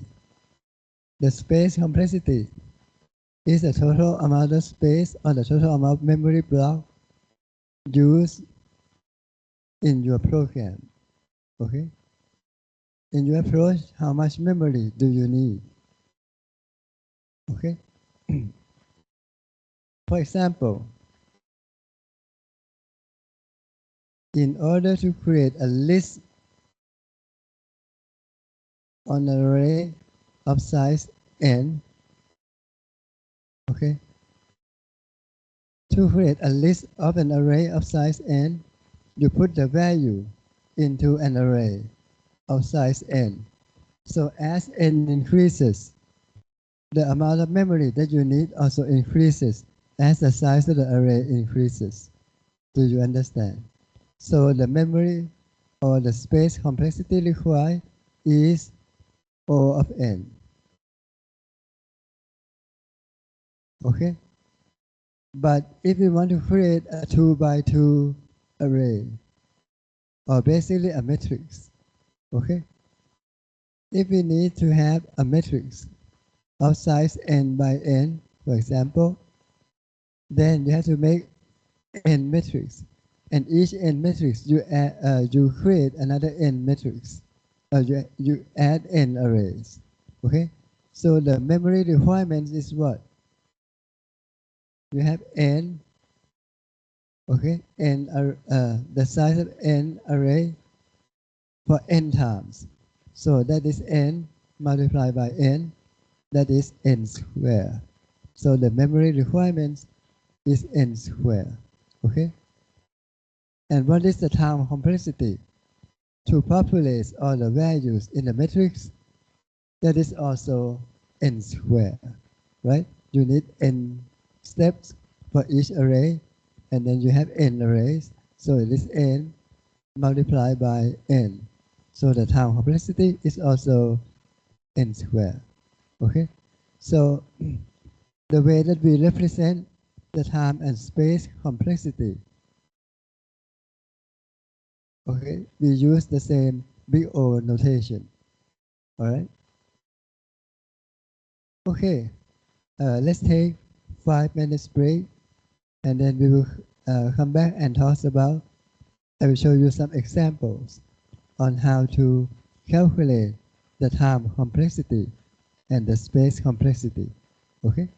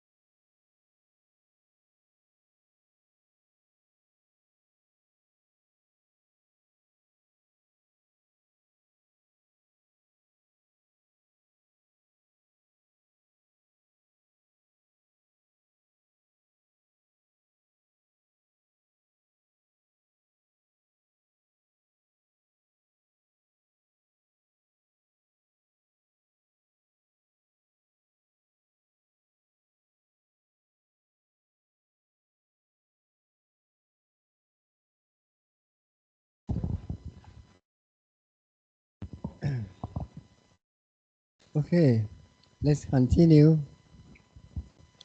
So in the last section, we will only discuss some examples. Okay.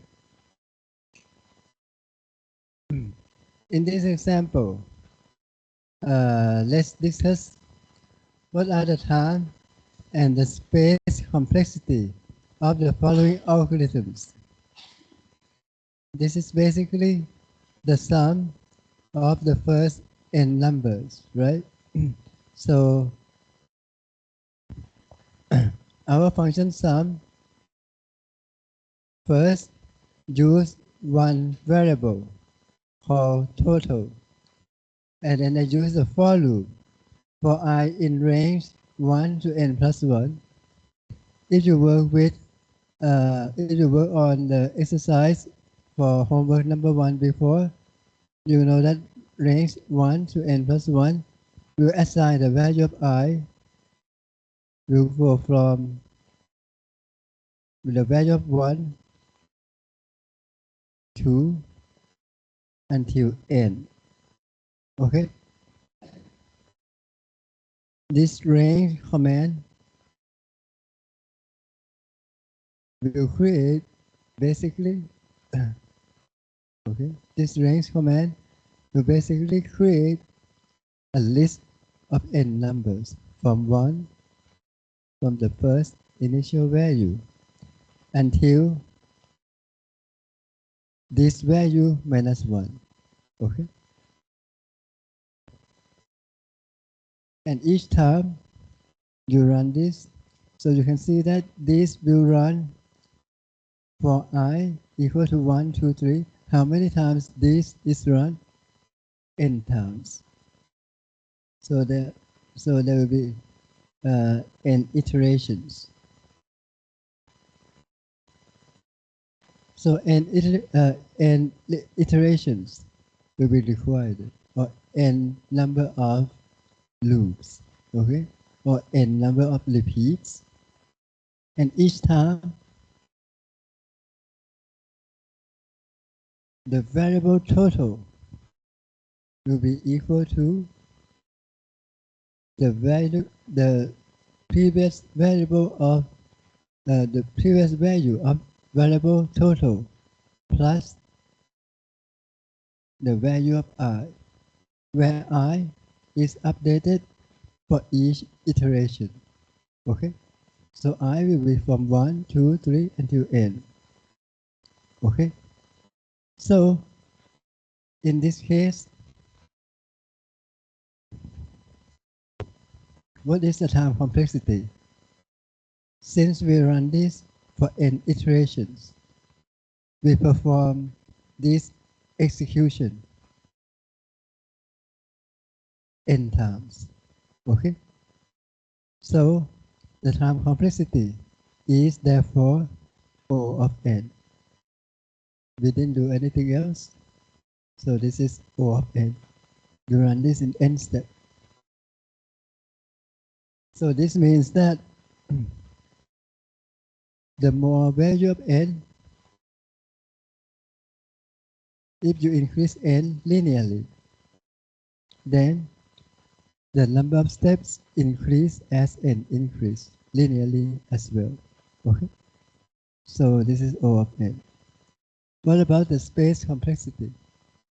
Since we use the variable total and we use the variable I, and the value of total and the value of I are updated or replaced with another value each time that you repeat, you don't create any more memory. Okay?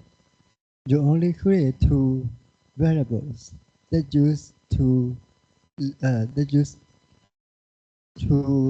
blocks of memory, and that's it. You didn't do anything else. So this means that the amount of memory required are fixed to just these two memory. Okay? Just these two memory blocks. So since it's constant, so the space complexity in this case is just O of 1. Do you understand? Okay.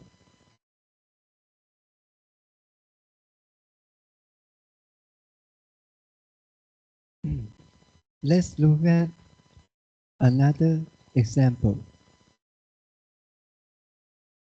This is called Fibonacci algorithm. For Fibonacci algorithm, it says that Fibonacci is a series, okay, often used in high-level mathematics, but the way that it is sequenced is like this: 0, 1. You start with 0 and 1, and then the next number. This number is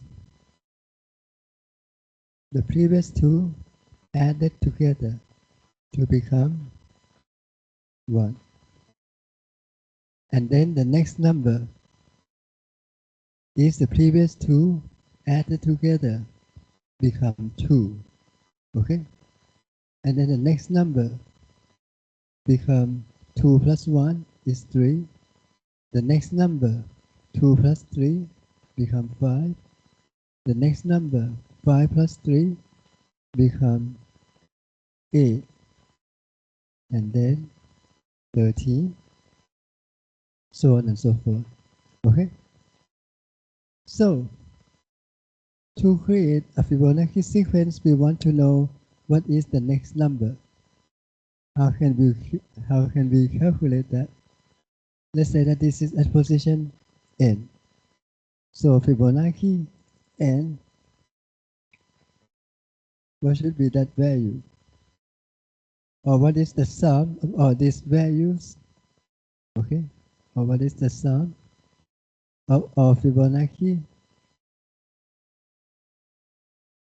n? Okay? So in this case, if you want to find the sum, it looks like this one. You want to find the sum. So first you set sum equal to 0. You use memory here.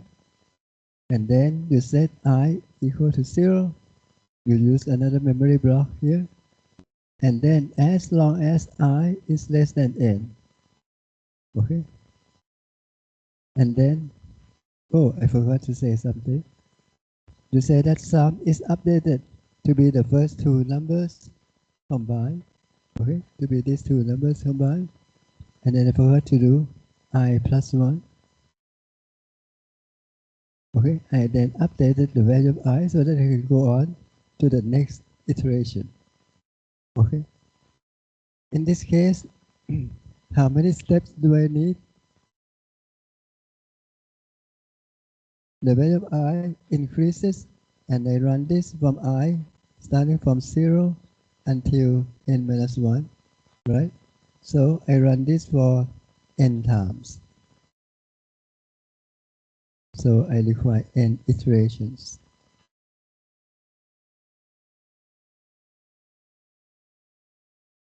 Okay, I require this n times.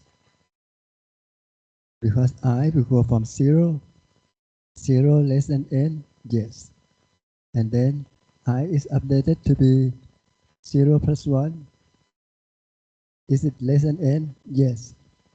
Then I become 2 less than n? Yes. Do this n times until it exits out of this while loop. Okay? Then this is n iterations. And do I need to do anything else? No. So I need to execute this n time, so the time complexity is therefore O of n. Okay? What about the amount of memory used? I declare sum and I declare I, and each time I updated the value of sum and I didn't use anything else, so the space complexity is constant, only O of 1. Okay? Alright?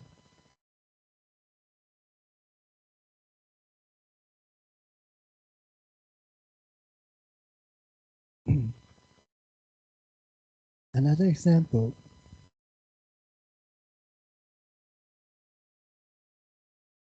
Remember, when we try to add the first n numbers. So the first n number 1 plus 2 plus 3 plus 4 until n. Okay? If you remember from high school, this is a sum, a series of sums. If you notice, given an example, n equal to 1, then you get 1. N equal to 2, then you get 1 plus 2 equal to 3. And then when n equal to 3, then you get 1 plus 2 plus 3 equal to 6. Okay? And then when n equal to 5, for example, 1 plus 2 plus 3, 1 second.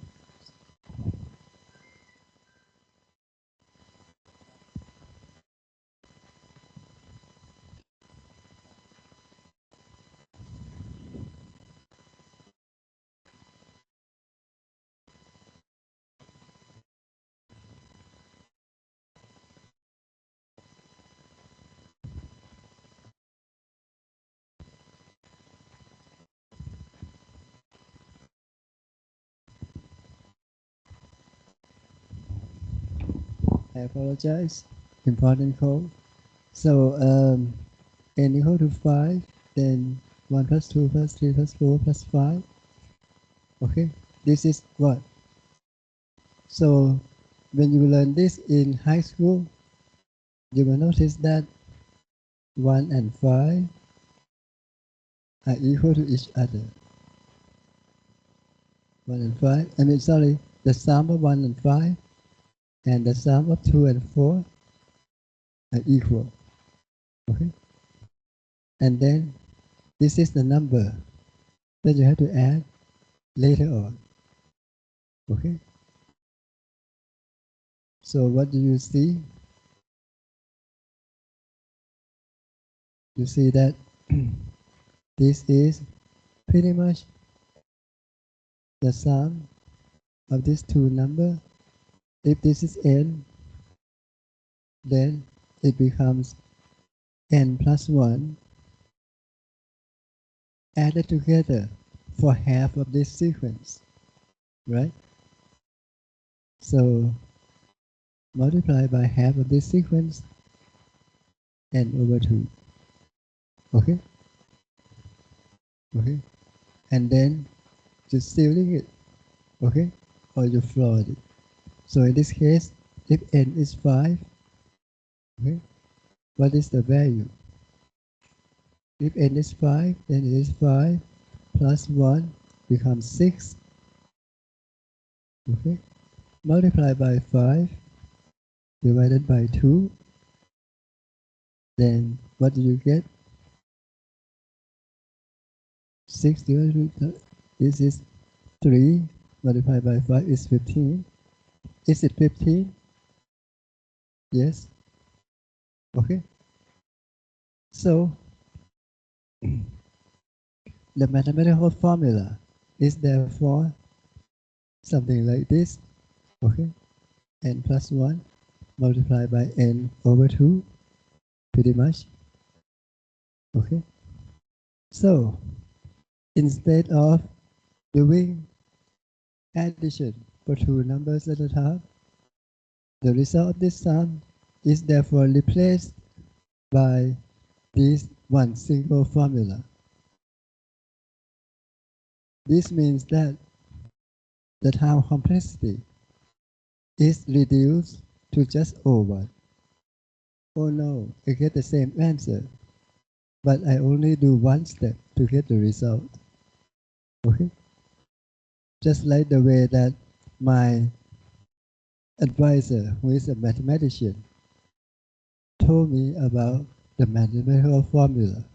Okay? So instead of solving this in how many steps? for the sum O of n.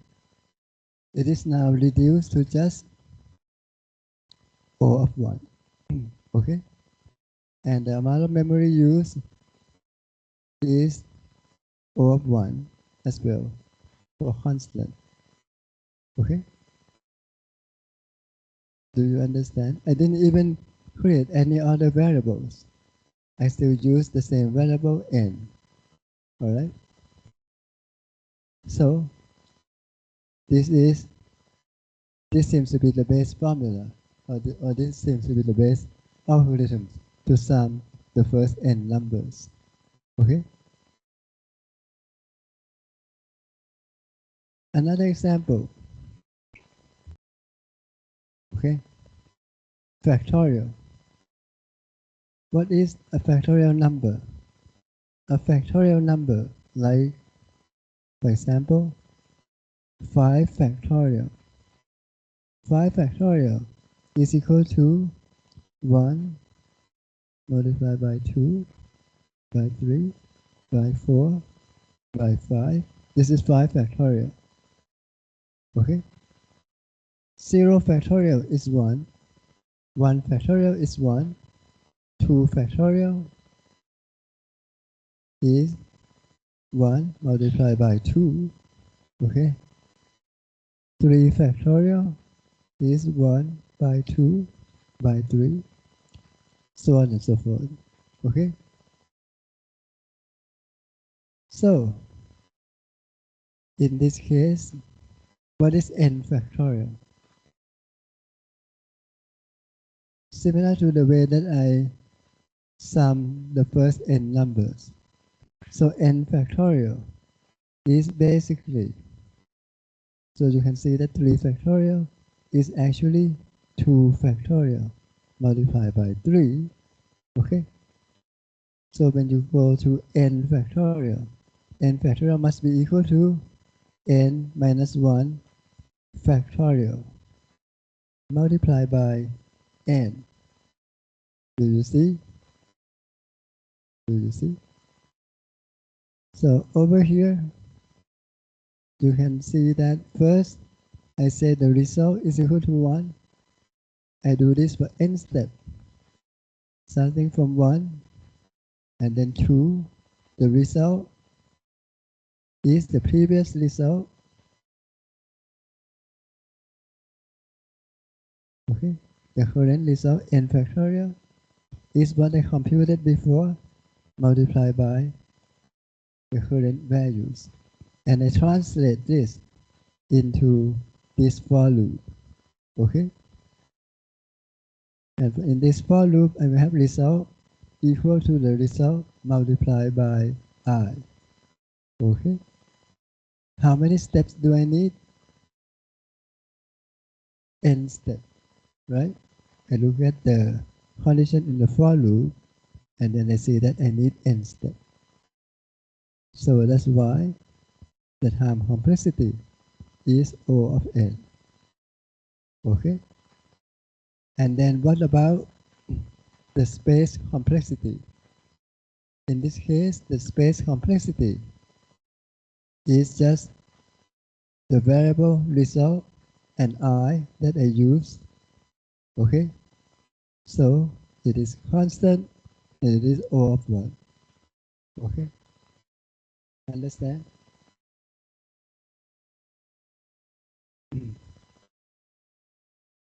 Another example. Given that similar to the factorial, we want to do the sum of the first n numbers. Now, we can say that the sum of the first n number equal to the previous sum. Okay? Previous sum, the sum of n minus 1 number. We can write this. The sum of n number is equal to the sum of n minus 1 number that I have done previously. Right? And then plus n. Okay? So this means that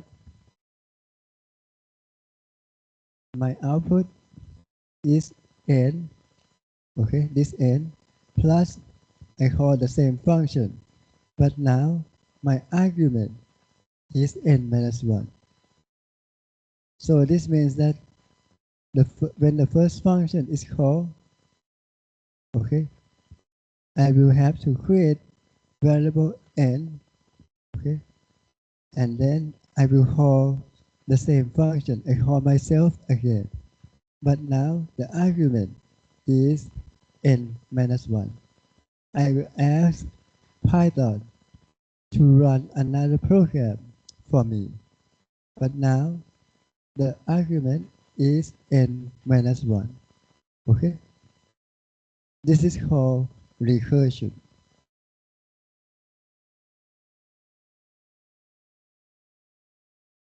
The same program calling itself, this is called recursion. Okay? Recursion or recursive function. This function is a recursive function.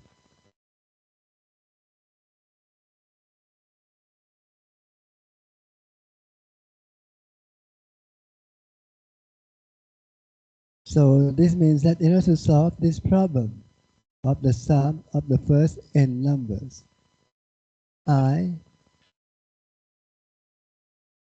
understand this problem and use the approach that the sum of n values is the sum of n minus 1 values plus n. Okay? So for example, the sum of the first 5 numbers is equal to the sum of the first 5 minus 1 or the sum of 4 numbers plus 5. Okay? So example is sum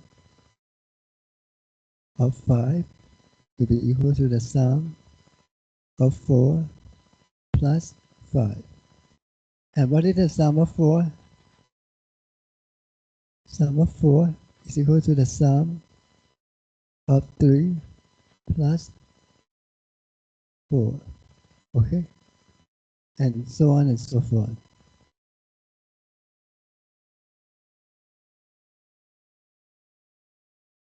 So I can say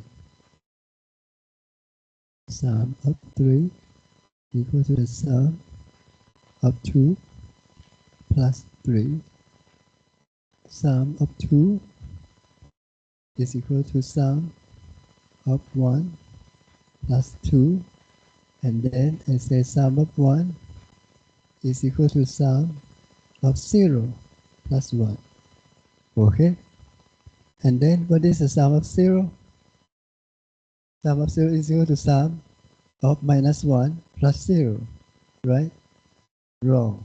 Because according to this, I have something called the base case. If n is not equal to 0, okay? Also, sorry, if n is equal to 0 or less than 0, then return 0, okay? So sum of 0 is translated to become 0.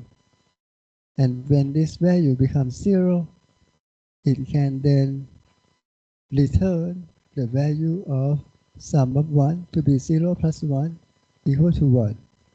And this will be sent to this result, okay? And these values will be plus 2 and give the value sum of 2, and sum of 2 will be placed in here, and then the value will be returned upward, okay? So you can see that when you call this function, call a recursion function or recursive function, then the function here will be waiting for the calculation.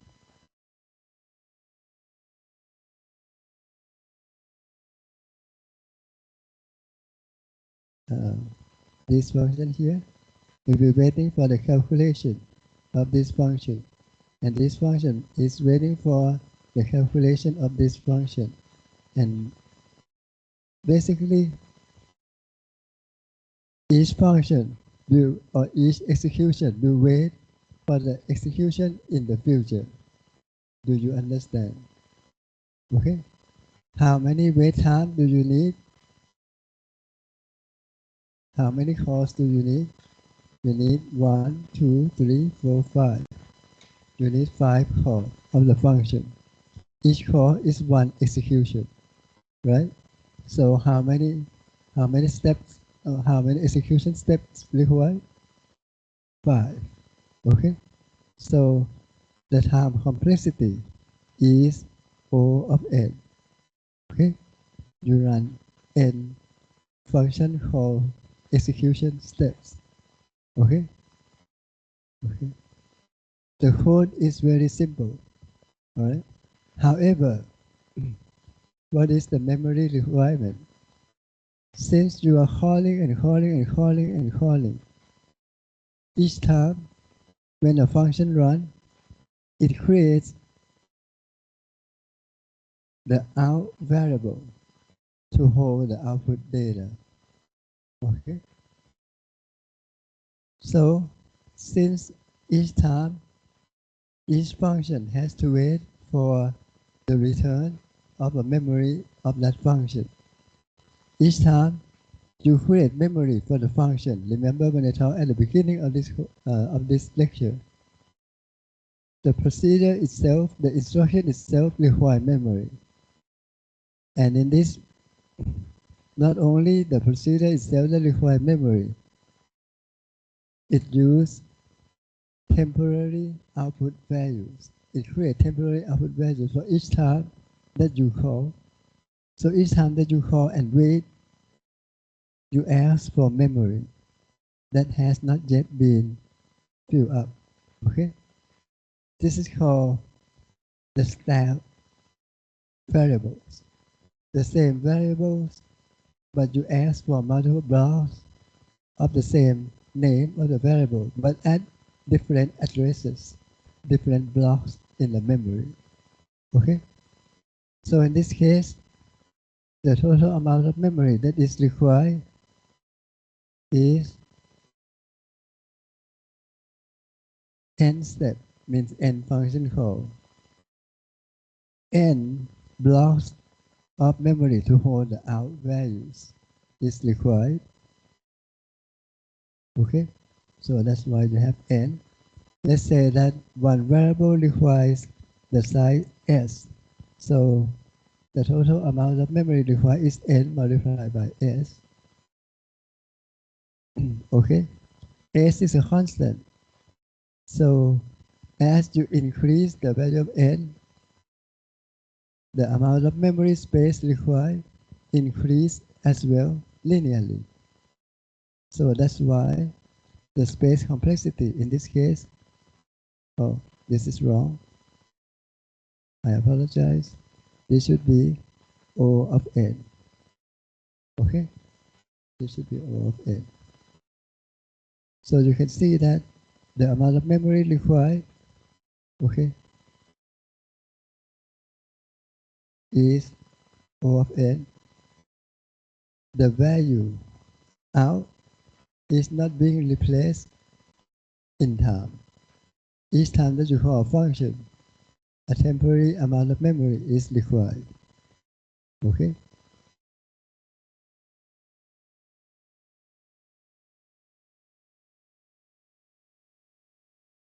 What about this one? This is called factorial recursive.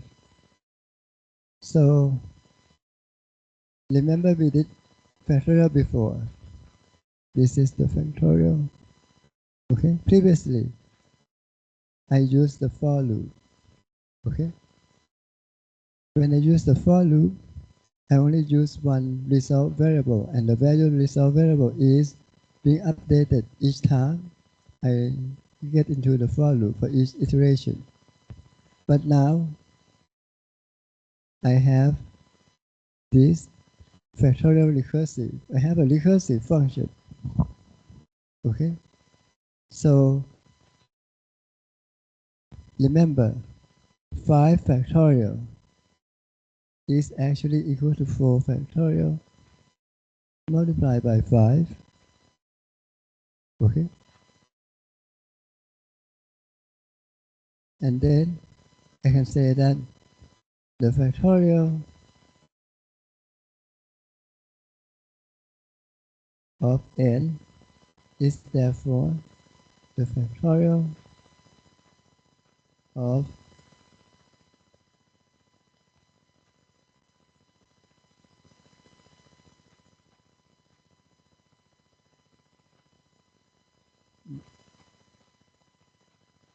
I say this f of 5 equal to f of 4 multiplied by 5. Okay? So this is exactly the function that we call. Okay? So how many steps is required for recursion? I will recurse for n steps, right? I recurse for n steps. And each time I will have to create the output temporary variable to hold the answer. Okay?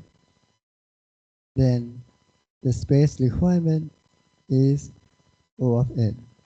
Okay? Even though I did not explicitly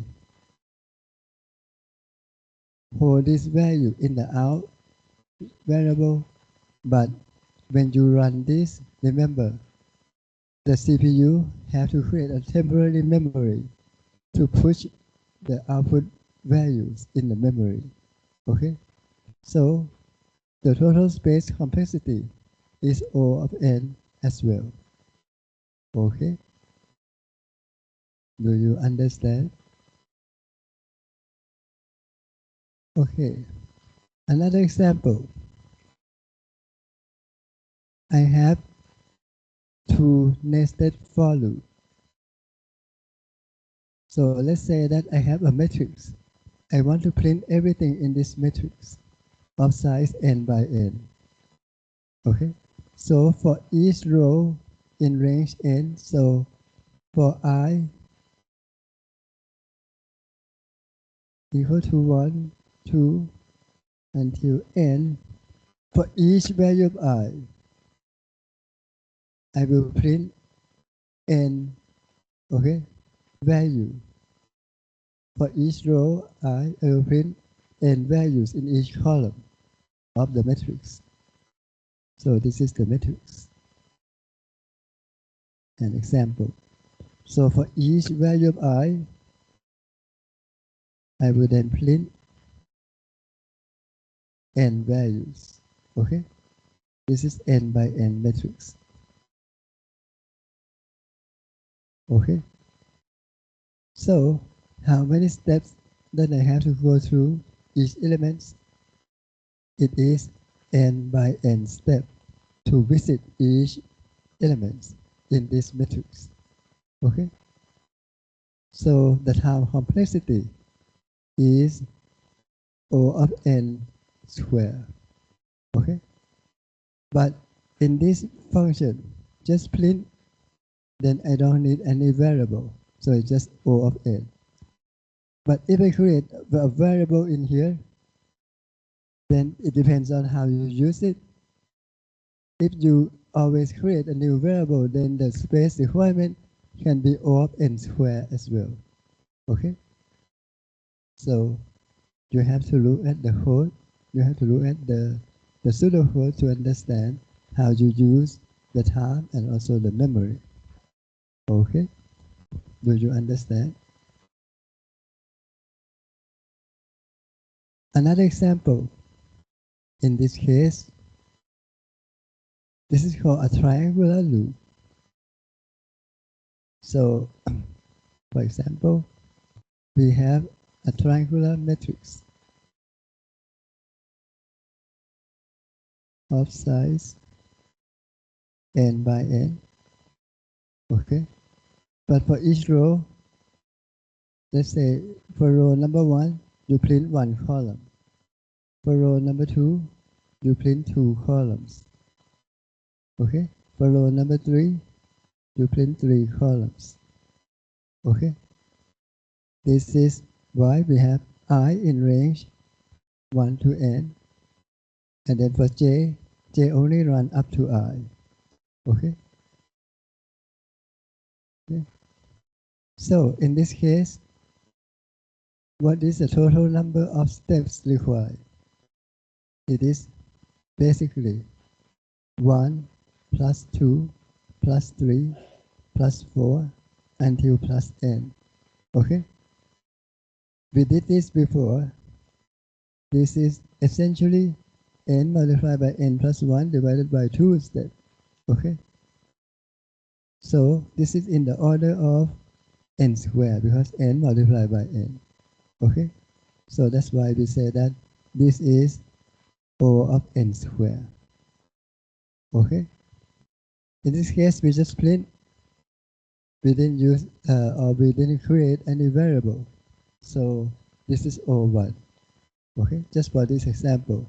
But if you create anything inside here, the memory required can be O of n or O of n squared depending on your code. Okay? Do you understand? Okay. Another one, we want to reverse an array. So we have an array, and then we say that we want to move from left to right. Okay, we want to reverse this array.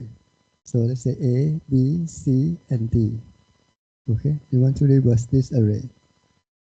So first we set left equal to right equal to 0.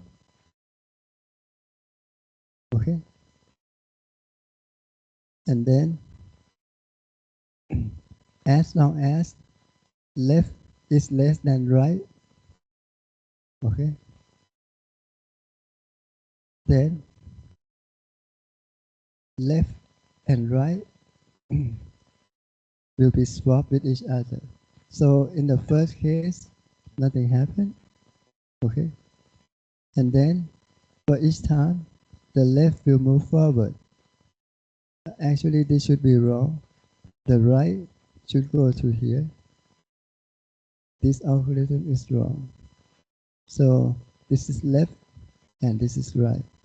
So you keep on moving left to the right and right to the left. Okay? So left should be equal to 0 and right equal to length. This is the typo of the array minus 1. This should be correct. So this is left and this is right. You move together. Each time, each step, you swap the two values. Okay? So how many swap that you have to do? If the size is n, the number swap is basically n divided by 2 swap, right? And then, since this is n over 2, so the big O notation of O of n over 2 is approximately, we write it as On. We don't write a constant in the big O notation. Okay? Any multiplication with constant, we take it out. Okay? Because we only look at the growth rate of n. So any constant, we throw it away. Doesn't matter. Okay? So we say that the time complexity is O of n. Okay? What about the space? We don't create any new variable. We just swap the values in the address. Okay? The address in the array are still the same. Just the new value that we update in each block of the array. Okay? So the space requirement is just O of 1. Okay? Okay. Another example. Oh, too many examples. Another one for Fibonacci. Just like the recursion that we have done before, So in this case, the Fibonacci number is the previous two values. So the result is just the previous one and the one that comes before the previous one. Okay? So I have two recursions. The first recursion and the second recursion. Okay? So in this case, for each recursion, I require for each step, I require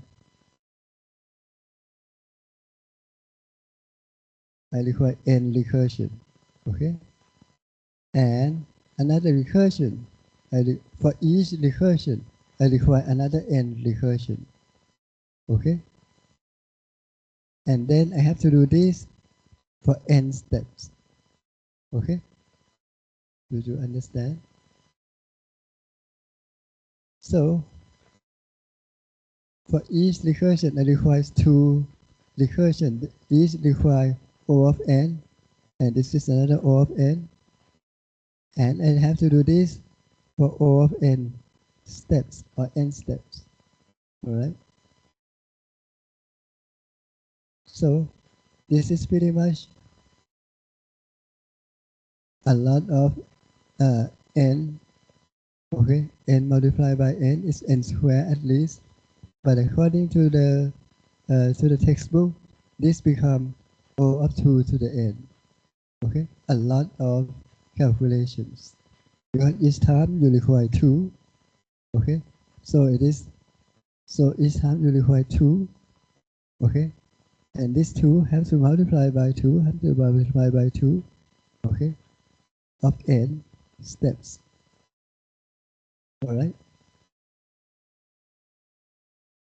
So that's why this becomes O of 2 to the n. Okay? What about the space complexity? Each time you create a space holder to wait for the results, two values, and you do this n times, so it is basically O of 2n, but you express it as O of n. Okay? Because you need n recursions or n recursive steps. Each time you need to variable A and variable B to hold the output values. And you do this for n times. So you need 2 of n memory space. Okay? And then when you express it as O of n. Okay? Okay, so you can see that this is a very poor algorithm design. Alright? Because it uses so much time complexity. So much time step. So we can do better. Instead of calling and waiting for the new function to complete, which requires two calculations each time, you can notice that the new calculations require the answer from the previous calculation. It means that you have to do the same computation over and over and over again as you increase the value of n. Okay? There is a method called dynamic programming approach. Every time when you finish the calculation, you save it in the memory. You create a matrix or an array to hold the previous calculated values. So for each time that you calculate new values, you append or you add the new calculation to the end of your array. Okay? By doing this each time that you want to call the values, okay, you can call the values that you calculated previously. This is the whole of the previous value.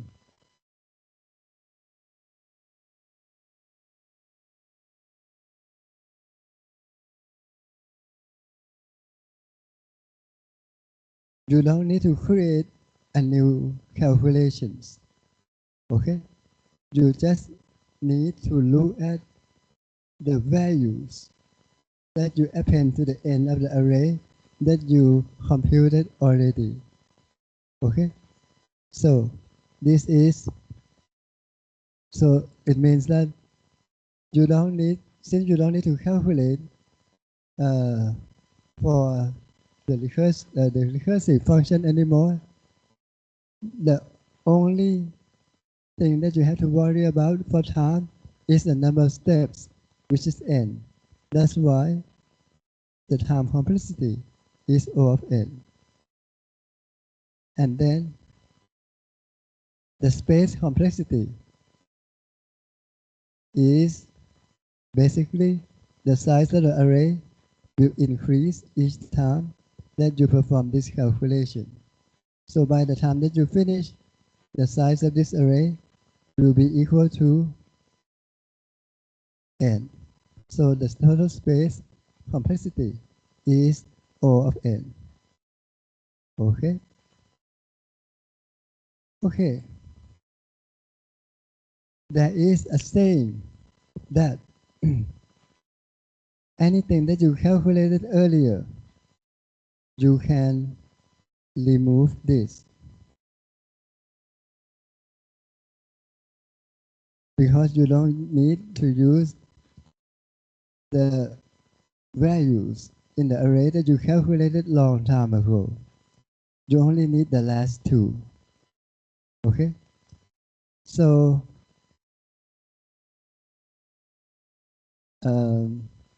a brilliant scientist will say that you only need to remember the last two. So it means that the variable that you need to create and update it are only two variables instead of creating array of size n. Okay? Do you understand? You only need the last two. Homework number 1. Make this happen. Okay? Make this happen. Create a pseudocode, test with your implementation to see that you can only use two variables.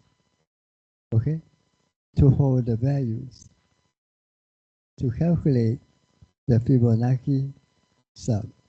Okay? Create the next number.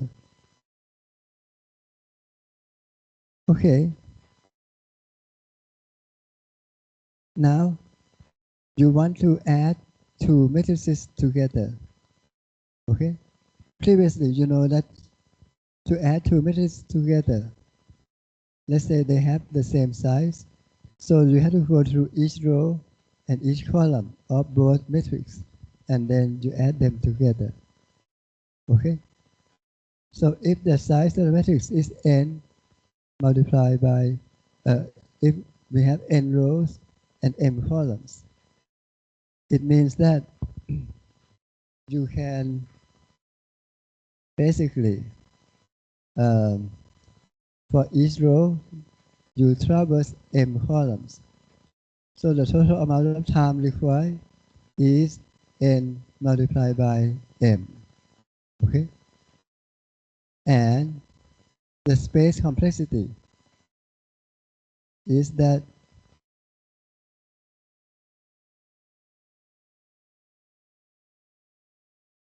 for each time that you add the values, okay, you put the values in the output matrix called C.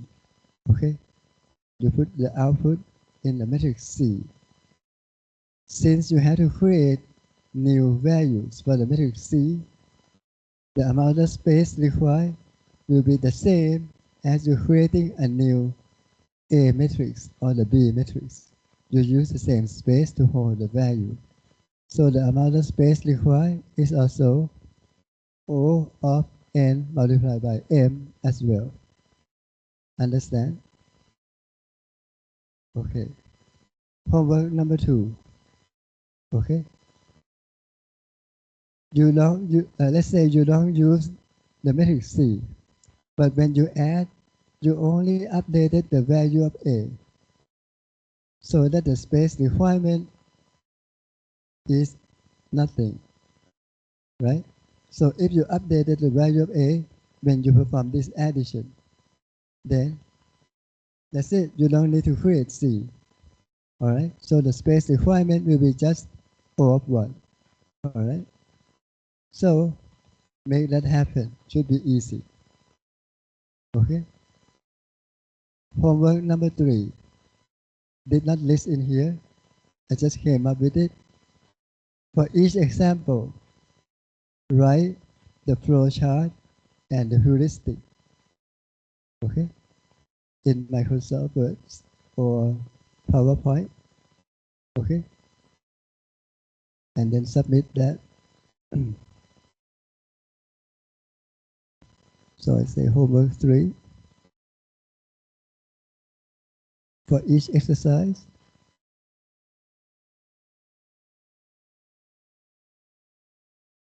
create flowchart